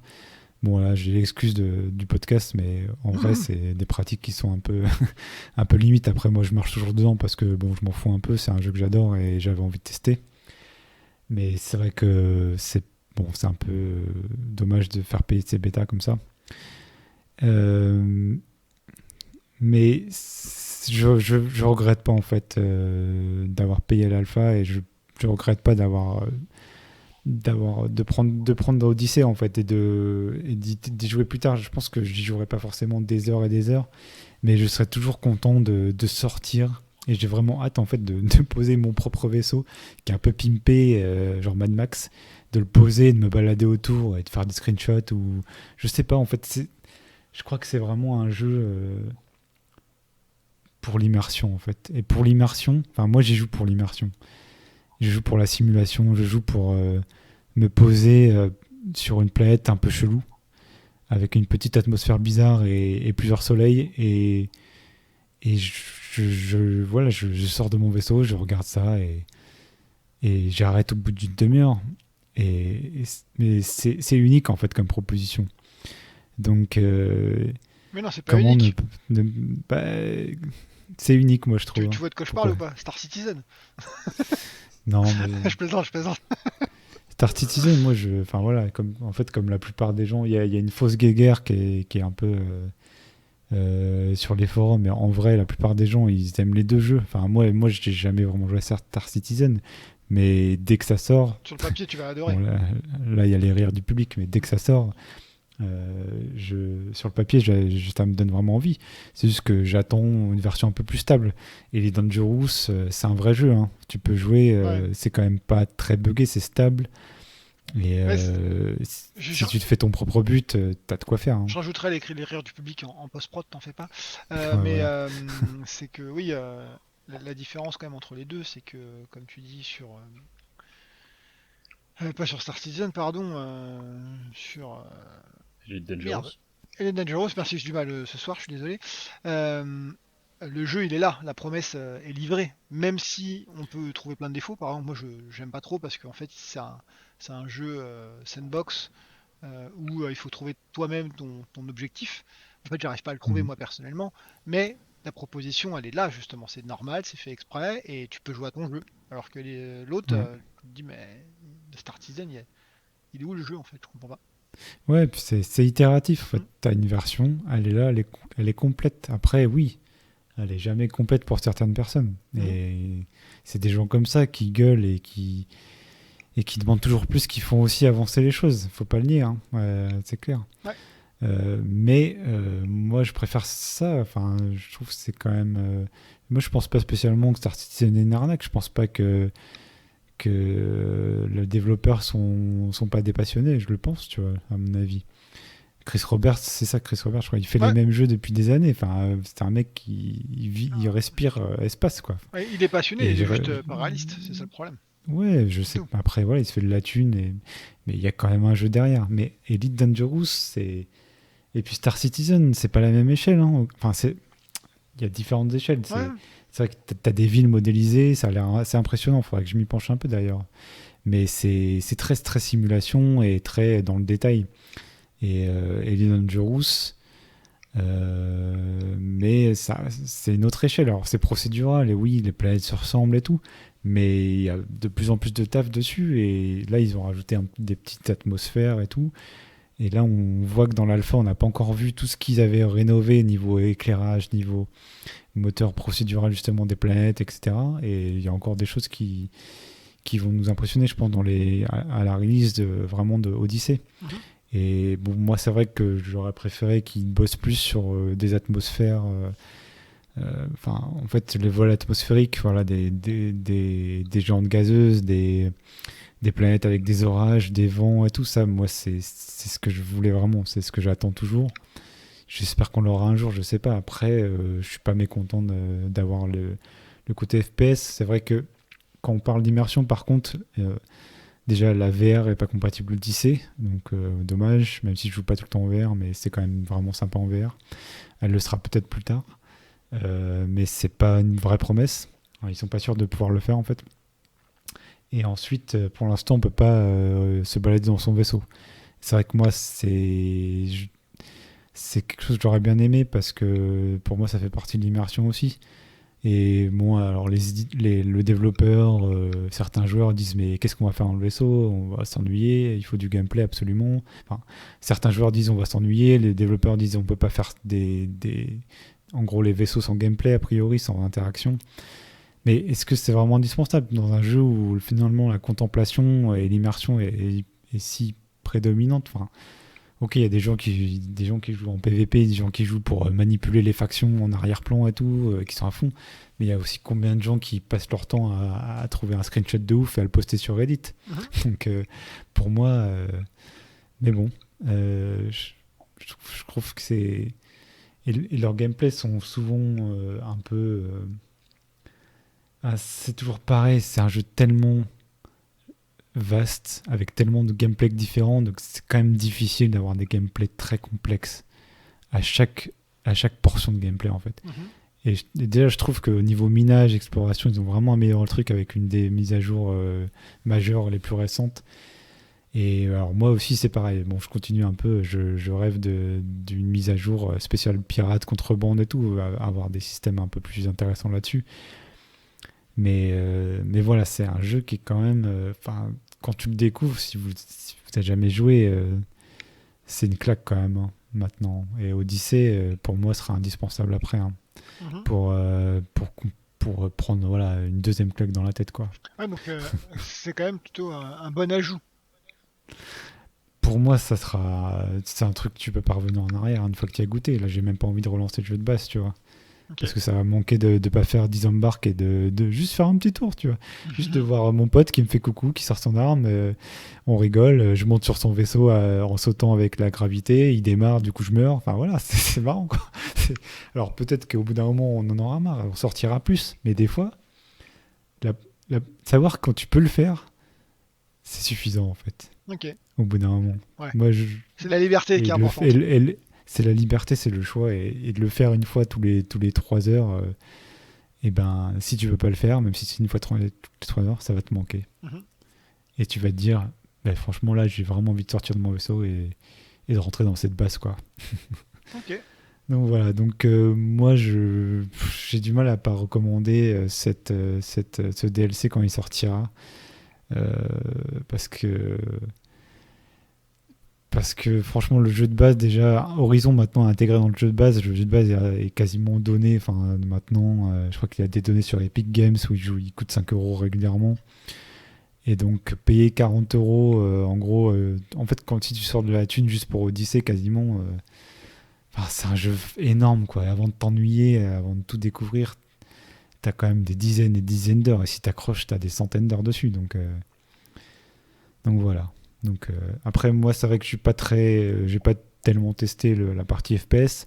Je sais que l'IA est potable sans plus, donc si c'est important pour les gens, c'est vrai que bon, c'est pas Doom, hein, clairement.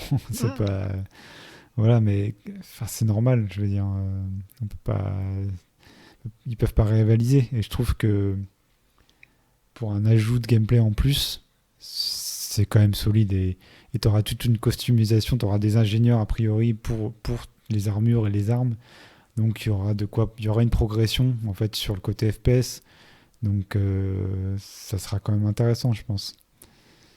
Voilà, je peux pas en dire tellement en plus parce que bon, c'est vrai que les combats, moi je suis jamais trop. Enfin, il faut vraiment que ça soit vraiment pourri pour que ça me choque de côté FPS. Donc là, ça m'a pas choqué. Mais voilà. Ouais, bah, Tout ce que j'avais à dire. Et donc, ça fait combien de temps que le jeu est sorti, la toute première itération de... C'est une bonne question, ça fait vraiment longtemps, hein, je pense. C'est peut-être pas 2013, mais est-ce que Bud, tu peux regarder ça vite fait? bien sûr, bien sûr, bien sûr. Parce que je peux pas vraiment là. Parce que pour le coup, moi, je vais parler de l'inverse, savoir un jeu où tu commençais à pied et tu finis Ouais, dans l'espace. 16 décembre Oui, alors 2014. 2014, tu vois, j'étais pas loin de 2013. Oui, alors, ce qui est marrant, c'est qu'on faisait le constat, juste pour introduire ta partie, Laurent, c'est que moi, j'ai du mal à accrocher à No Man's Sky. Parce que Alors, c'est tout l'inverse. on La va simulation, discuter tu parce que l'oublies, elle est pas là. Ouais, voilà. Comparer les deux jeux, c'est. Moi, ça me choque pas, en fait. Parce que moi, je peux j'aime bien tout comparer parce que, au final, c'est des jeux. Donc, quand le soir, tu lances un jeu, ben, lequel tu lances, quoi. Donc, au final, qu'est-ce qui t'amuse le plus? Donc, à partir de là, on peut les comparer, je trouve. Et No Man's Sky, moi, j'ai jamais réussi à accrocher vraiment. Alors, j'adore la science-fiction et l'espace, mais l'échelle justement qu'on retrouve dans Elite Dangerous, c'est pas du tout là pour moi. Et le manque de réalisme et le côté un peu comics et bande dessinée, j'aime pas du tout. Alors que toi, donc Laurent, tu vas nous parler de No Man's Sky et toi, tu t'es pas trop attiré par Elite Dangerous, mais Combien de temps pas tu mal mets saucé par No Man's combien de Sky. temps tu mets pour atteindre la planète la plus proche? Alors ça dépend des systèmes, hein, mais Vas-y, ok, d'accord, t'es sur la planète, ton vaisseau il décolle, combien de temps tu mets pour atteindre Ouais. la planète la plus proche? franchement, c'est au moins 5 minutes. Hein. 5 minutes, ok. Ça, c'est vraiment minimum, je pense. Hein. Bah, sur No Man's Sky, t'es à 40 secondes, tu vois. Ouais. C'est un jeu qui est pensé, on dirait, en fait, les boucles dans No Man's Sky sont à peu près les mêmes, mais t'es pensé en mode free-to-play. Bah, t'as quand même beaucoup de craft dans No Man's Sky. Ah, énorme, beaucoup trop. D'ailleurs, tu vas crafter, pour mieux crafter, pour mieux farmer, pour mieux crafter. Enfin, c'est ça qui, en fait, c'est ça qui me plaît dans le jeu. Enfin, c'est l'un des aspects qui me plaît dans le jeu, c'est que j'aime bien farmer, miner et crafter. Il y a un moment donné où je me lasse, mais par exemple, j'avais fait Skyrim et je m'étais mis en tête de crafter quelque chose dans Skyrim. Je l'ai crafté et j'ai arrêté d'y jouer. Mais ça m'a pris 70 heures, tu vois. Voilà. Tu joues à Minecraft, quoi. En gros. Non, parce que en fait, oui. Donc, No Man's Sky, c'est un jeu qui était sorti, il était tout cassé. J'ai joué pendant, je sais pas, une 60aine d'heures parce que j'aime bien farmer. Mais au bout d'un moment, en fait, je mettais beaucoup trop de temps pour crafter un nouveau truc. Donc du coup, j'avais arrêté d'y jouer. Mais ils ont Hello Games, donc les développeurs ont toujours continué à supporter leur jeu et ils ont rajouté tellement de choses. Qu'est-ce qu'ils ont rajouté? La première grosse extension, c'était une base et donc Minecraft. J'ai essayé de faire une base et j'ai aucun talent d'architecte. C'est pitoyable. Il y a des trucs, enfin c'est dégueulasse, c'est dégueulasse. J'aurais mieux fait de poser tout par terre, ça aurait été plus simple. Un espèce de vieux campement. Donc ensuite ils ont rajouté des rovers. Voilà, je dois avoir 4 types de rovers sur les 7 disponibles, parce que apparemment je peux explorer sous l'eau. Mais bon, voilà. Qu'est-ce qu'ils ont rajouté d'autre? Du crossplay, bon ça... pour ceux que ça intéresse. Et ils ont renforcé le multi quand même.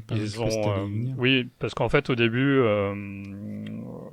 il y a eu un mensonge. C'était un mensonge. Ils ont dit que le jeu était multijoueur, mais en fait, il ne l'était pas. C'était des instances. Parce qu'il y a des gens qui ont réussi à se retrouver sur le même jeu de coordonnées et ils ne se voyaient pas. Mais au final, ils ont réussi. Je sais pas par quel tour de magie, mais le jeu est désormais multijoueur. À savoir que alors ça n'arrive pas en temps normal parce que le monde est vraiment énorme étant donné que tout est en procédural. On n'est pas supposé croiser deux joueurs, sauf à un endroit donné où en fait c'est une espèce d'auberge, c'est une espèce d'anomalie du continuum espace-temps où tu peux, enfin c'est une base où tout le monde est là quoi. Si t'as envie. Et du coup, t'as quand même quelqu'un, par pur hasard, que tu connais pas, qui pourrait débarquer sur ta planète? Ouais, il me semble il me semble être tombé sur le système de quelqu'un. Ok, t'as vu ses bases et tout Non. C'est juste que je suis allé sur cette planète et en fait cette planète-là était déjà répertoriée par quelqu'un d'autre. Ok. Voilà, en gros j'ai trouvé une trace de pas. Oui, et avant tu trouvais pas de traces d'autres personnes là? Non, c'était que des PNJ. Ok. Donc voilà, ils ont rajouté des aliens comme les aliens d'Alien. Enfin, étant donné que t'es dans l'espace, tout le monde est alien, mais c'est les xénomorphes, les espèces de trucs dégueulasses qui essaient de te bouffer. Des ennemis quoi. Voilà. Ok. Ils ont vraiment rajouté tout plein de trucs. Mais au final, voilà, c'est quand même ce que tu disais. Y a rien de transcendant. À savoir que l'exploration, enfin, une fois que t'as fait Death Stranding, je sais pas, gravir une colline, une fois que t'as fait Death Stranding, ça a pas la même saveur, tu vois. Ça a l'air tout plan, tout finalement, mou. c'est quand même plus un jeu de craft finalement, non? Avec un arrière-plan espace science-fiction, mais Bah, il y a qu'est-ce que t'en dis? ouais, en fait c'est un lore. C'est un lore plus qu'autre chose. C'est un lore qui m'éclate parce que crafter de l'antimatière, moi, ça me fait rêver, tu vois. Comment on crafte l'antimatière? Ça m'interloque. Bah alors il me semble avec des nanotubes de carbone et Ah bah oui, comme dans la vraie vie alors. et du cuivre enrichi en métal chromatique. Ouais, et du bois peut-être. Ouais. Non, il y a pas de bois, il n'y a que du carbone. Y a pas de bois. Ouais. Enfin bref. Et en fait, finalement, c'est un sandbox, mais t'as plein de buts parce que t'as une mission principale. Je sais pas si tu la suis, mais on peut considérer que tous les crafts que t'as fait là, c'est des buts en soi finalement. Ouais. Et donc Et t'as t'as énormément quand même des objectifs clairs dans le jeu du coup, grâce au craft. Il y a alors je ne m'en souviens pas. Mais en fait, dans chacune, en fait, t'as des systèmes qui sont colonisés et des systèmes qui ne le sont pas. Et dans les systèmes qui sont colonisés, il y a une base dans ce système où, en gros, tu vas pouvoir commercer et parler à d'autres aliens, enfin des PNJ. Et eux, ils peuvent te balancer des quêtes à l'infini. C'est en procédural, mais en gros, va apporter ci, craft ça et va lui apporter. Va me looter ça, attention il y a des pirates et tout, ce genre de trucs. Après t'as aussi à plus haute échelle t'as un vaisseau cargo. Enfin t'as ton petit vaisseau et t'as un vaisseau cargo qui est en gros c'est une bébé base ou dans l'espace et pareil lui aussi il a son propre lot de quêtes. Enfin, tout est plein de quêtes partout. Et t'as les quêtes principales de découvrir le sens de l'univers, ou je ne sais trop quoi. Mais voilà, je trouve ça très reposant que ce ne soit pas... Alors, je comprends parfaitement, et je pense que tu fais référence à notre ami commun, quand tu parlais de looping. Et effectivement, il m'avait dit un truc, c'est que dans l'espace, t'es pas supposé voir de lumière. Ou en tout cas, dans ces distances-là. Et quand tu voyages d'une planète à une autre, et que ton écran il est violet, Bon, tu dis que c'est pas très réaliste. Ouais, Pas grave. t'es constamment dans un paquet de bonbons en fait dans ce jeu. Mais bon. C'est ça. Alors, Et- ouais. Quand il était sorti, les bonbons, ils étaient tout moches. Et aujourd'hui, ils le sont moins. Il y en a même certains qui sont beaux.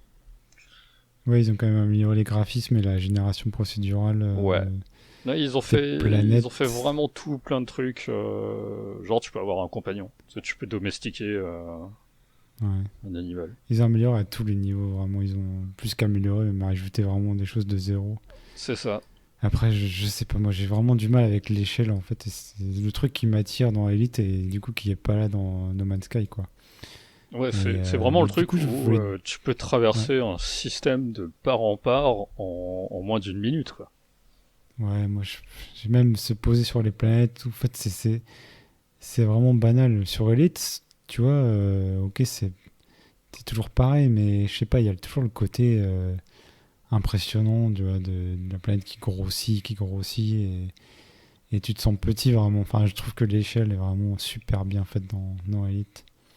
Ouais, non, Mais là... toi, du coup, ouais, qu'est-ce qui te fait tenir sur No Man's Sky alors C'est d'avoir toujours un truc à crafter finalement, toujours un... Ouais. En fait, je m'étais fixé comme objectif d'avoir ce freighter, donc le vaisseau cargo. Et donc je l'ai eu. Ouais. Ok. Et en fait, bah, j'y continue encore.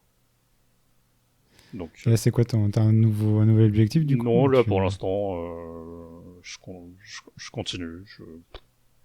Voilà, juste Juste pour... t'apprécies. Voilà. Ok. Après, il y a, Et qu'est-ce qui il y a aussi le fait que le jeu porte les stigmates d'années de développement. À savoir qu'il y a plein Ouais. de trucs qui sont contradictoires dans les arbres de craft et de la manière dont tu débloques les trucs. Ouais. Et pareil, l'économie, tu la comprends pas. Enfin, c'est en termes de progression de ton encours. T'as des trucs où tu te dis mais c'est beaucoup trop ou par rapport à ce que j'ai actuellement ou c'est pas assez. Ouais. Oui, bon, comme dans tous les jeux de cette ampleur, l'équilibrage n'est pas toujours au rendez-vous quoi. C'est ça. Ok. Bon, ben merci, Laurent. Et je pense qu'on va terminer là-dessus sur ce match incroyable. No Man's Sky versus Elite Dangerous. Qui n'était pas vraiment un match d'ailleurs, C'était pas vraiment un match. évidemment. J'ai cru que tu savais que je regardais le match de foot là. Merde. Ah, là là.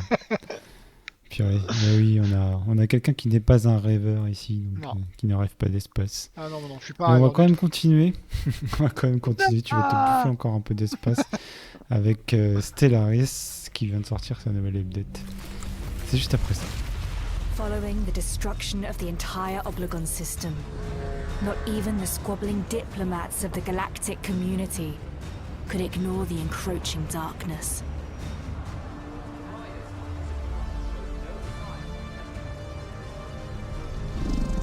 We humbly accept the emergency powers the Senate has bestowed upon us.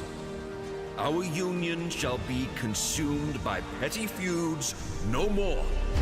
As custodians, we will lead the charge against this terrible crisis that threatens to end us all. Our differences shall become our strengths. Beginning today, we stand as one. Alors, eh bien, Stellaris. We rally C'est un peu mon jeu de chevet en fait, personnellement. Enfin, c'est un jeu que j'ai 800 heures, je pense. J'ai joué à toutes les versions, je l'attendais à la sortie. J'ai joué religieusement à chaque nouvelle version qui est sortie. Je lis les dev diaries, je lis les commentaires des devs dans les dev diaries. Je lis vraiment les carnets de développeurs. Je suis vraiment sur Twitter les gens. Enfin, je suis à fond dans ce jeu, franchement. J'ai même démarré un mode, je sais pas si tu te souviens, Laurent, que j'ai bien sûr lâché. J'ai ensuite démarré un deuxième mode que j'ai ensuite lâché. Et puis, mais enfin, c'est vraiment donc c'est un 4X spatial dont moi j'ai toujours rêvé jouer parce que j'ai jamais vraiment réussi à rentrer dans Galactic Civilization, Master of Orion. J'ai pas trop eu l'occasion de jouer à Alpha Centauri.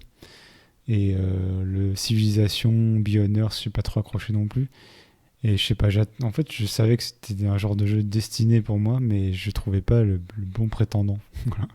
Et finalement, Stellaris est sorti et a amené, qui peut paraître un peu banal maintenant, mais une génération procédurale de la galaxie, une galaxie assez vaste, et une génération pas procédurale, parce que les portraits des espèces sont figés et dessinés à la main. Mais par contre, toutes les caractéristiques des espèces peuvent être aléatoires. Donc, par exemple, on a maintenant pas mal de portraits, hein, une bonne cinquantaine, je pense. Et selon les parties, tu peux avoir ce portrait-là va être un primitif, ou alors ce portrait-là, le même portrait va être plutôt un empire comme le tien, mais plutôt militariste, alors que toi, tu vas être pacifique. Et donc, il y a beaucoup de variétés, un accent sur l'exploration, en tout cas au début du jeu. Et des événements, des anomalies, beaucoup de choses. Bon, après, au bout d'un moment, tu les connais, mais tu as quand même beaucoup de choses à découvrir, surtout avec l'ensemble des DLC qui sont sortis maintenant. Et donc, c'est un jeu qui a eu de nombreuses mises à jour, qui a été transformé de nombreuses fois. Et notamment, il y a une 2.0 qui a beaucoup transformé, qui a, par exemple, tout normalisé, en fait, la carte. Parce qu'avant, au début, tu pouvais te déplacer d'étoile en étoile selon plusieurs modes de transport différents, mais c'est devenu en fait compliqué à gérer pour les développeurs. Ils sont rabattus sur le système d'Hyperlane, où tu as en fait une ligne qui connecte les systèmes et qui est intouchable. Donc ça a pas mal crisé à ce moment-là, mais moi je trouve que c'était le bon choix, je pense, de normaliser un peu le jeu, parce que sinon c'était très très compliqué de développer un jeu en fait qui a autant de variétés dans les approches, de frontières, en fait, d'empire et de déplacement dans la carte, quoi. Et également, au début, ils sont partis sur des planètes où c'était des petites cases, et ensuite ils ont transformé ça en... Il y a plus de cases, mais il y a des jobs, en fait, et les petites populations qui sont représentées par des petits portraits vont prendre les jobs sur les planètes. Et du coup, les planètes vont pouvoir être développées bien plus qu'avant. C'était 25 cases maximum, par exemple. Là, on a pu avoir des planètes avec bien plus de population dessus. Donc voilà, il y a eu de très nombreuses mises à jour, de très nombreuses révolutions. Et là, le patch 3.0 est quand même une révolution moins grande qu'au 2.0, mais il y a de nombreux ajouts encore, de nombreuses modifications. Donc notamment... il y a les premiers contacts qui ont été développés, ça c'est très très bien. En fait, la carte se dévoile beaucoup moins rapidement qu'avant. Et le premier contact avec des civilisations extraterrestres est beaucoup plus développé. Et en fait, te fait beaucoup plus t'intéresser à tes voisins et à comment tu les rencontres et comment ça évolue qu'avant. Avant, où tu avais les communications, voilà, c'est parti, et voilà. Là, c'est beaucoup plus... En fait, tu te souviens de qui t'as autour de toi, et je trouve que c'est très réussi. Il y a aussi, du coup, avec ça, l'espionnage. Donc, quand on n'est pas dans le DLC, c'est très basique. On peut juste, en gros... parce que maintenant, la plupart des informations sur les empires sont cachées, se dévoilent petit à petit, et l'espionnage peut permettre de récupérer plus d'informations. Et si on a le DLC Nemesis, en fait, on a des opérations, mais je reviendrai un peu dessus. Et par contre, un des gros points qui a été remanié, c'était... Comme le jeu a beaucoup de problèmes techniques, en fait, il lag beaucoup, il ralentit beaucoup sur la fin, notamment quand il y a beaucoup de monde dans la galaxie. Et tout ça, ça vient beaucoup de ce système de population, en fait. Donc, ils ont décidé de réduire beaucoup le nombre de petites unités de population dans la galaxie. Et donc, ils ont choisi de faire ça en réduisant la croissance et en mettant presque un cap, en fait, de population par empire. Et bon, c'est plutôt bien intégré, mais c'est un changement qui est trop grand par rapport au temps qu'ils ont eu, en fait, pour l'adapter complètement au jeu. Et du coup, les premières versions, en gros, très rapidement, on a des planètes, on a plein d'emplois, et on n'a pas assez de population pour qu'ils prennent les emplois, en fait. Et les planètes sont développées, mais c'est un peu frustrant, parce qu'avant, on pouvait développer toutes ces planètes et remplir... des mondes, des ring worlds, en fait, des énormes mondes qui font tout le tour de l'étoile, par exemple. Et là, c'est beaucoup plus difficile à remplir et un peu frustrant, du coup. Alors moi, ça me gêne pas énormément, parce que je trouve que on est revenu à vraiment quelque chose qui avait un peu disparu, c'est de faire attention à mettre les bonnes populations au bon endroit, de faire attention à l'habitabilité des planètes. On va pas peupler tout le monde un peu bêtement, on va faire attention à qui on va coloniser. Et ça c'était devenu vraiment plus très intéressant, je trouve. Et là, c'est devenu à nouveau intéressant. Mais par contre, on revient un peu à plus de micromanagement.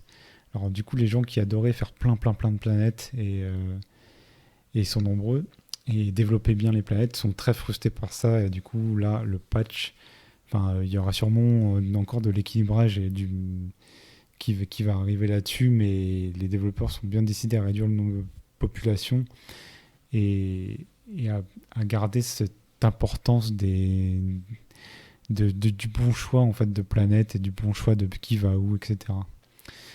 Alors, mais par contre, c'est vrai que par rapport au fiasco un peu de 2.0, je dis fiasco parce qu'elle est sortie très buggée, mais après, même si les changements étaient très intéressants et très importants, elle n'était pas finie et très buggée, elle est sortie près de Noël et ils ont mis un peu de temps à corriger. Là, l'update est quand même beaucoup plus stable et les principaux problèmes en fait sont vraiment du réglage et de l'équilibrage.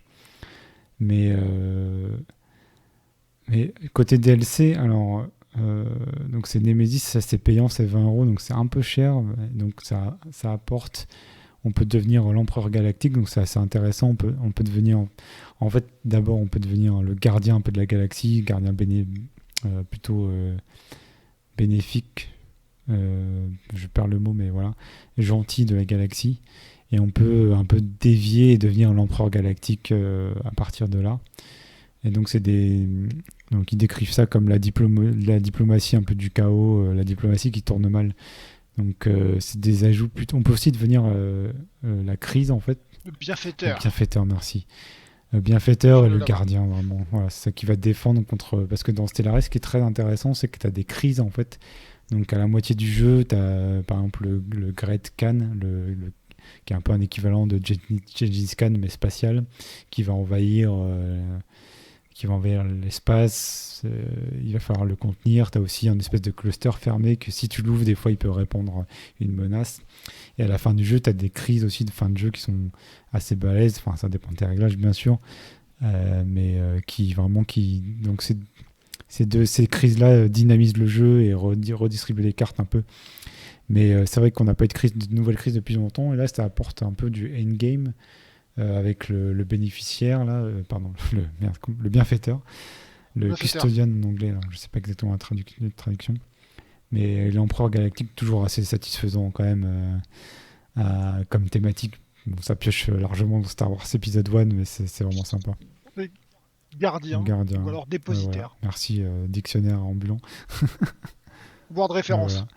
J'en suis là, et donc ce que je voulais dire, c'est qu'on peut aussi devenir la crise. Ça, j'ai pas encore vraiment testé, mais on peut devenir la crise et avoir beaucoup de bonus en faisant des actes méchants, par exemple détruire les empires, tuer des populations et tout. On va accumuler de la menace et avec cette menace, on va passer de niveau 1 à 4 de la crise et on va avoir finalement jusqu'à aboutir à des vaisseaux qui vont détruire les étoiles, carrément les systèmes entiers et où le but du jeu va être de détruire carrément la galaxie en fait. Donc, vraiment une crise de maléfique. Et ce qui est intéressant, c'est que voilà, l'IA va essayer de nous contrer en théorie. Donc ce qui est un peu dommage, voilà, c'est vraiment ça, c'est que je pense qu'on aura beaucoup de mal à avoir l'intelligence artificielle qui va devenir l'empereur galactique. Ce qui est un peu dommage parce qu'il y a tout un système de résistance et pour se rebeller en fait contre l'empereur galactique, qui je pense ne se verra pas trop autrement comme multi, mais j'espère me tromper, mais voilà. Et bon, après c'est compliqué parce qu'on peut essayer de mettre plein d'empires, de monter la difficulté à mort, de mettre des empires très avancés et vraiment plus forts que toi avec des bonus, et d'essayer de faire qu'ils se développent comme empereur ou comme crise. Et toi, il faut que tu survives à ça et que tu te contiennes un peu dans ton développement, je pense, pour voir ça apparaître en fait. Donc c'est un peu artificiel, mais bon, après je pense que c'est quand même la crise et l'empereur et le custodian sont vraiment des ajouts sympathiques pour la fin du jeu. Alors on a aussi l'espionnage, donc dans le DLC qui rajoute des opérations. Alors là franchement le système est bien fichu. En fait on va envoyer des espèces d'envoys, donc c'est comme des diplomates en fait qui servent un peu à tout et ils peuvent être espions aussi. ils vont construire un réseau dans l'Empire ennemi, et on va pouvoir acquérir des contacts, des choses comme ça. Et après, il y a quelques opérations intéressantes qui peuvent donc nous récupérer des faveurs diplomatiques, par exemple d'Empire, ou qui veulent pas du tout dialoguer avec nous, ou récupérer voler des technologies. Mais il y a une opération qui marche tout simplement pas, une opération pour faire démarrer une espèce de rébellion, pas de rébellion, mais faire popper des pirates en fait dans l'Empire ennemi. Ça, apparemment, ça marche pas du tout. Et puis globalement, tu as des opérations qui coûtent cher et on voit pas vraiment l'impact. Et il y avait des opérations qui sont censées modifier les relations diplomatiques entre l'Empire cible et un autre, ce qui est intéressant pour casser les fédérations, pour casser les alliances.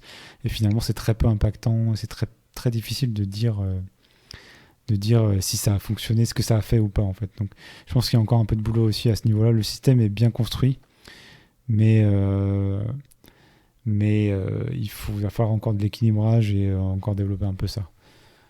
Après, c'est pour moi une bonne update, très bonne update même, mais ça dépend aussi de la manière dans laquelle vous jouiez. Et si vous aimiez vous développer énormément et bien développer les planètes, mettre des populations partout, c'est vrai que ça peut être un peu frustrant pour l'instant. Je serais tenté de dire d'attendre un peu que les développeurs réagissent. Ils ont réagi à l'écrit, mais pas encore concrètement aux problèmes de croissance de population surtout, qui peuvent être un peu frustrantes. Et globalement, c'est quand même un jeu qui se cherche toujours, je trouve, entre la simulation et le jeu de plateau. Et on voit que globalement, les développeurs, par exemple, si je prends un exemple très concret, ils ont voulu modéliser un peu les planètes surpeuplées et les planètes avec beaucoup de chômage, etc. Moi, je trouve ça super intéressant. J'adore ce côté-là, simulation. Mais en fait, c'est vrai qu'il y a des joueurs, et je peux comprendre, qui trouvent ça frustrant quand les populations qui sont chômeurs vont pas aller automatiquement, facilement chercher du travail sur une autre planète où il y a du travail. Mais alors c'est... Ok, Margaret Thatcher. Ouais, non, mais en fait, parce qu'il y a des gens qui veulent pas spécialement une simulation, mais qui veulent remplir qui veulent cocher des cases, enfin, qui veulent maximiser, min-maxer leur empire. Donc s'ils ont développer une planète, c'est pas pour que la planète d'à côté elle s'entasse à rien foutre, quoi. Parce que du coup c'est frustrant en fait pour ce genre d'approche qu'on a pour le jeu. Et ça, je le comprends. Moi, j'aime bien ce côté simulation, mais je comprends tout à fait.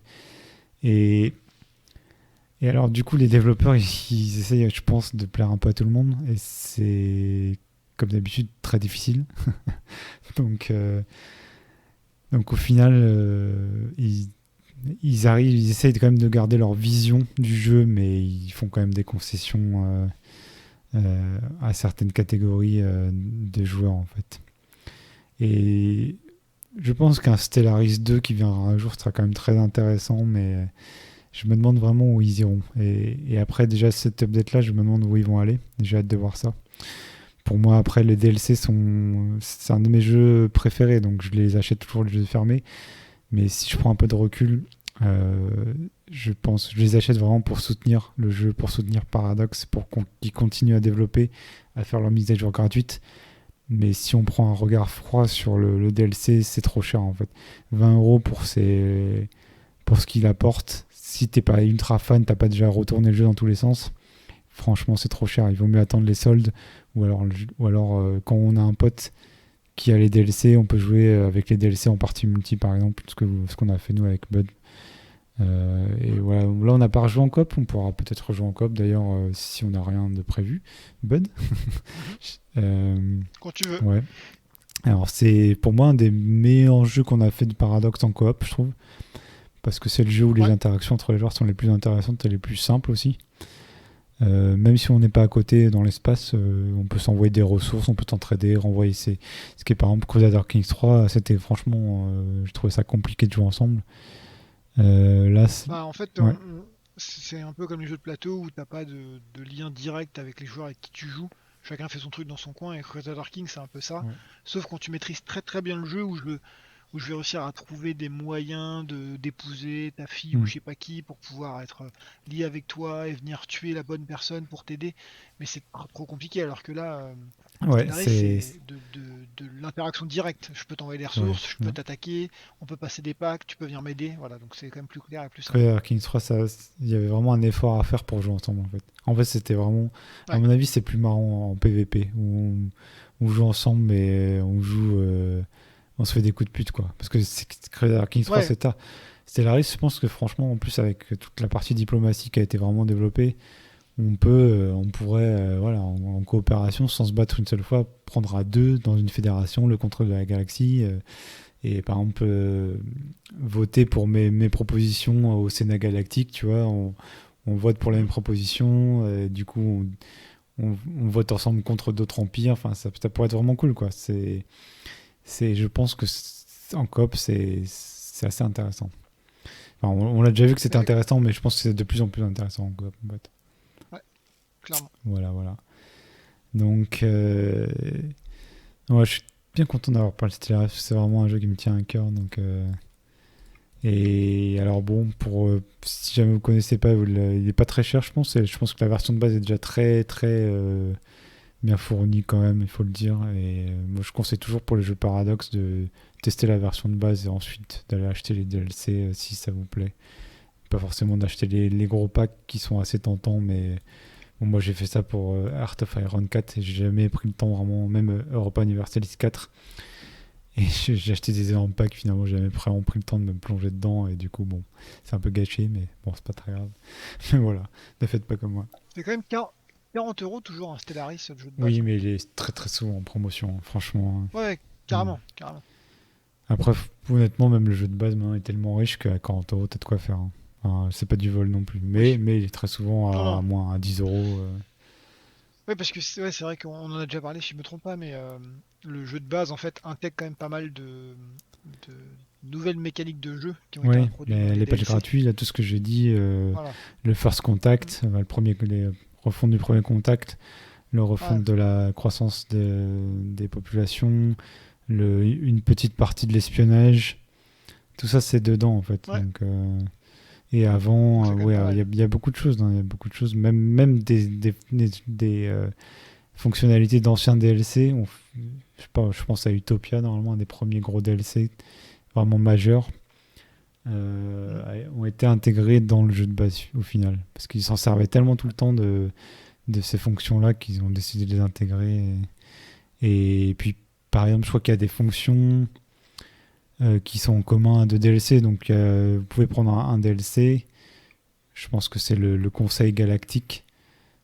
Si on prend Nemesis, on a le Conseil Galactique qui est en fait un groupe d'empires qui sont encore au-dessus du Sénat. Ça, je crois qu'on a accès avec Nemesis et aussi avec Fédération. Donc voilà, ils sont, franchement, moi je trouve que leur politique, ils ont quand même évolué dans le bon sens, globalement, de DLC. Voilà, on a déjà parlé de ça. Moi, après nous, on est assez sensibilisés aussi au coût de développement et on a bien en tête que tous les patchs gratuits, ils sont pas gratuits. C'est beaucoup de travail derrière et qu'il faut bien payer une partie pour les avoir. Quand on n'a pas beaucoup de sous, c'est vrai que ça fait chier de payer 20 € pour être l'empereur galactique. Mais voilà, faut pas oublier qu'il y a un gros travail derrière. Si ça me coûtait que 20 € pour être l'empereur de la Voie lactée, Oui, c'est moi, pas je les si cher sors. payé, franchement. Parce que quand même, tu peux créer tes légions impériales et ton armada impériale, et ça n'a pas de prix, quoi. Voilà. Ça n'a pas de prix. Allez, et puis bon, bah, on espère. Donc il y aura sûrement un petit DLC qui sera annoncé, j'imagine, à l'espèce de ParadoxCon, qui va sûrement un petit DLC de l'été, un pack de races ou un truc comme ça. Et on espère, tout le monde espère une grosse mise à jour sur en fait la politique interne de l'Empire. Ça fait très longtemps qu'il n'y a pas une mise à jour là-dessus. Et ça serait vraiment intéressant d'avoir plus de rébellions internes ou des choses comme ça, quoi. Mais ça, c'est purement hypothétique. Allez. Voilà, on a fait le tour maintenant de tous nos deux de l'espace. On va retourner sur Terre pour le plus grand plaisir de Bud qui aime le plancher des vaches, n'est-ce pas? Exactement. Je suis en train de sombrer. Ouais, voilà. Putain, Tu m'as fait rêver. ouais. Merci. Heureusement que Laurent est Non, là. non, c'était intéressant de t'écouter. Merci. T'es pas obligé de le dire, hein, mais... Bon, allez. Non, non, je le pense vraiment parce que vu que je vais pas forcément jouer à tous ces jeux, ou en tout cas prendre le temps de jouer des centaines d'heures, Ouais. c'est mieux Ouais. de t'écouter que Post- d'avoir le trouver le temps. Stellaris, t'avais quand même... On avait fini une campagne, donc t'avais bien aimé, je pense. Ah, Stellaris, j'ai bien aimé, Ouais. ouais. Mais en coop, tout Ouais. seul, je suis pas sûr qu'il arriverait à faire 50 heures quand Après, je vais même. pas balancer, mais il s'occupait pas bien de ses robots et il s'est tapé une sacrée rébellion des machines. Arrête de le balancer. Ah bon, toi au moins tu transformais pas tes citoyens en cyborgs par hasard, donc c'est toujours ça. Ouais. On comprenait pas tout ce qui se passait à Ouais, l'écran. non, C'est normal. non, mais c'est quand même complexe comme jeu. On dit que c'est le jeu le plus accessible de Paradox, mais voilà, bon, ça reste quand même Paradox. Allez, Ah, c'est toujours pareil, c'est le plus accessible de ouais, Paradox, voilà, mais ça reste voilà. quand même Ce qui veut Paradox. pas dire aussi. grand-chose. Donc, Bon, Bref. allez, on va passer au side screen maintenant. Bah, avec toi, Bud, du coup, tu vas garder la parole avec mon Yes. ami Adèle slash Behind Her Eyes sur Netflix. Alors non, en fait, tu t'es trompé, je vais en parler de 4, comme on avait discuté. Putain. Non, je rigole. Je déconne. C'est juste pour Euh, t'embêter, pour it's te a faire trap. semblant que ça va durer des heures et des heures. Non, non, sans plaisanter, ce mois-ci, j'ai eu la chance de regarder plein de trucs avec ma femme et tout seul aussi. J'ai eu du temps et je pense que ma suggestion du mois et le truc qui est ressorti, c'est donc ouais, Mon ami Adèle, une série anglaise sur Netflix qui est en 6 ou 8 épisodes, je me rappelle plus exactement le nom de l'épisode, qui se regarde bien, ça va vite. C'est une saison et normalement il n'y a pas de raison qu'il y en ait une deuxième, vu la fin quoi. Et j'ai bien aimé parce que c'est intéressant, tu sais pas trop où ça va. Il y a des éléments un peu enquête investigation. Il y a des trucs un peu plus marrants, trucs sur les couples et des trucs un petit peu plus inattendus, je dirais. Voilà, pour rester un peu vague, et je fais exprès. Et vraiment, c'était plutôt sympa, c'est bien joué. Ça change un peu aussi d'avoir des accents pas US. C'est quoi, Là, t'as des c'est bons anglais? accents. Non, c'est quoi t'as dit? Comment? Je sais plus, c'est anglais du coup, ou australien, je sais plus. Ouais, c'est anglais, Anglais, c'est anglais, ouais. c'est anglais. Ok. Puisque l'histoire se passe à Londres. Et pour résumer très rapidement, c'est euh, un homme et une femme qui se rencontrent dans un bar et enfin, qui se plaisent bien. Tout compte fait, si je me rappelle bien, la première soirée, il ne se passe rien. Et en fait, le lendemain, elle va travailler, il y a un nouveau médecin qui arrive, et enfin un nouveau psychologue pour être précis qui arrive, et en fait, ben, c'est lui. C'est la personne qu'elle a trouvé, Tin, tin, tin. enfin qu'elle avait rencontré dans le bar. Ok. Sauf qu'il arrive avec sa femme. Ok. Et il avait dit Ah. pendant la soirée qu'il était célibataire. Of course. Voilà. Ah ah. Voilà, quel mystère. Voilà, voilà, voilà. Exactement. Du coup, ça t'a bien Exactement. tenu en haleine jusqu'à la fin, ça va ou... Ouais, ça m'a bien tenu en haleine jusqu'à la fin. Il y a des éléments qui sont inattendus en plus parce que au début ça part sur c'est juste un truc d'adultère, etc., de couple, de choses un peu compliquées. Et en fait, plus on déroule la pelote de laine et plus on se rend compte qu'il y a des choses, il y a des choses et des choses, des choses quoi. Ok. Donc vraiment, j'ai bien aimé et comme je vous dis, le truc qui est cool, ce que je trouve, c'est que c'est pas beaucoup d'épisodes. Donc quand on n'a pas beaucoup de temps ou qu'on va pas se lancer dans un truc qui fait 7 saisons ou alors un truc qui finit puis on se dit ah ouais mais en fait il y a une deuxième saison et la deuxième saison elle est pas prête de sortir entre le temps que ça prend et le Covid et machin, je l'aurai dans 2 ans. Ah, là c'est bien, c'est terminé. J'aime bien ce genre de série qui dure une saison au moins. Ouais. On est calé et c'est fini. Eh bien, merci Bud. Voilà. Très bien. Donc, mon ami Adèle sur Netflix. Recommandation de Bud. Yes. Et moi, j'ai pas de recommandation vraiment. Peut-être la prochaine fois, mais j'ai déjà pas mal parlé. Donc, on va passer à Laurent avec The Newsroom, une vieille série sur OCS. Une vieille série. The Newsroom, c'est une série de l'été aux États-Unis. Alors l'été, ils sortent des séries plutôt, enfin c'est une vieille série sur HBO qui était sortie en été. Et l'été, ils sortent des séries plutôt chill, plutôt relax, comme Entourage ou Ballers sur HBO.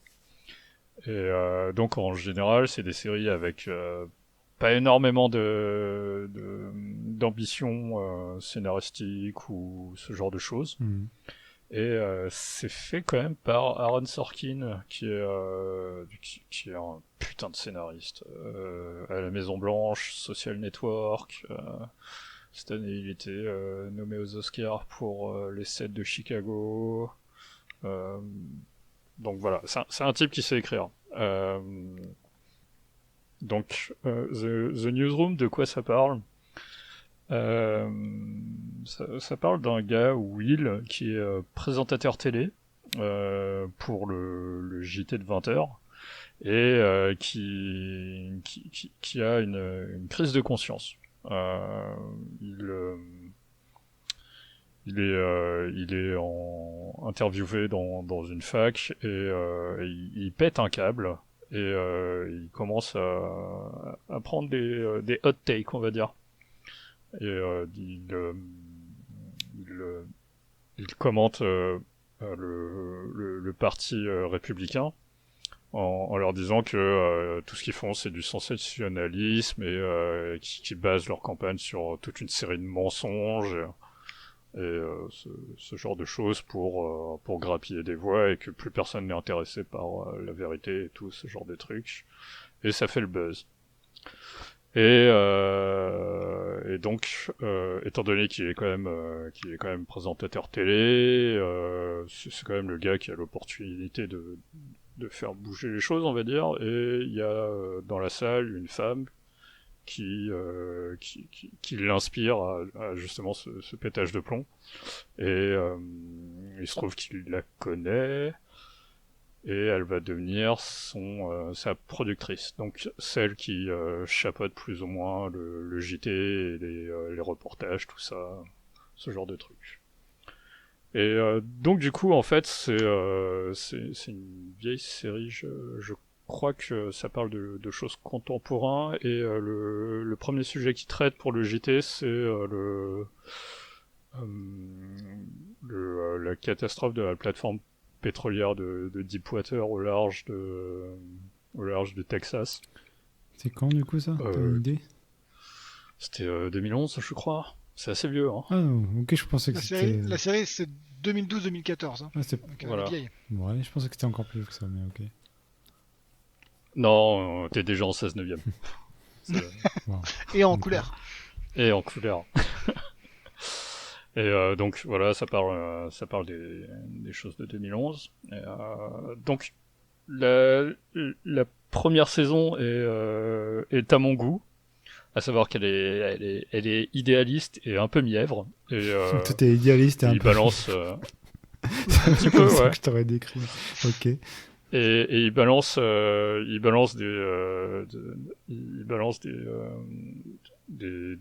des intrigues de romance pour occuper le chaland histoire qu'il se barre pas quoi. Mais le propos d'Aaron Sorkin c'est vraiment de te faire passer des messages. Ok. Et en fait ça a pas trop plu aux États-Unis parce qu'en gros Aaron Sorkin critique la presse et la presse le critique en lui disant qu'il est mièvre et idéaliste. Et en fait, ça va s'en ressentir par la suite parce qu'il y a un moment donné où la série change de ton. Et en gros, il appuie sur le bouton autodestruction de la série. Où tu vas les voir commettre connerie sur connerie, tout en restant quand même idéaliste. Et donc voilà, je suis pas sûr de terminer la série. Enfin... Okay. Disons que je vais la terminer, mais ça va être pour une certaine curiosité morbide de savoir comment est-ce que lui va décider de s'aborder son navire. Mais voilà, la première saison, j'étais bien quoi, j'étais chaud. Mais ouais, qu'est-ce que j'avais lu sur Aaron Sorkin ? C'était sur un article en ligne en France. Cette espèce d'enfoiré qui m'a fait croire que le monde pouvait être meilleur. Ok. C'était au sujet de À la Maison Blanche, une très bonne série que personne ne connaît. Ouais, c'est connu dans les milieux connaisseurs. De connaisseurs de bonnes séries. Ouais, mais est-ce que tu l'as vu quoi ? Non, je l'ai pas vu. Voilà.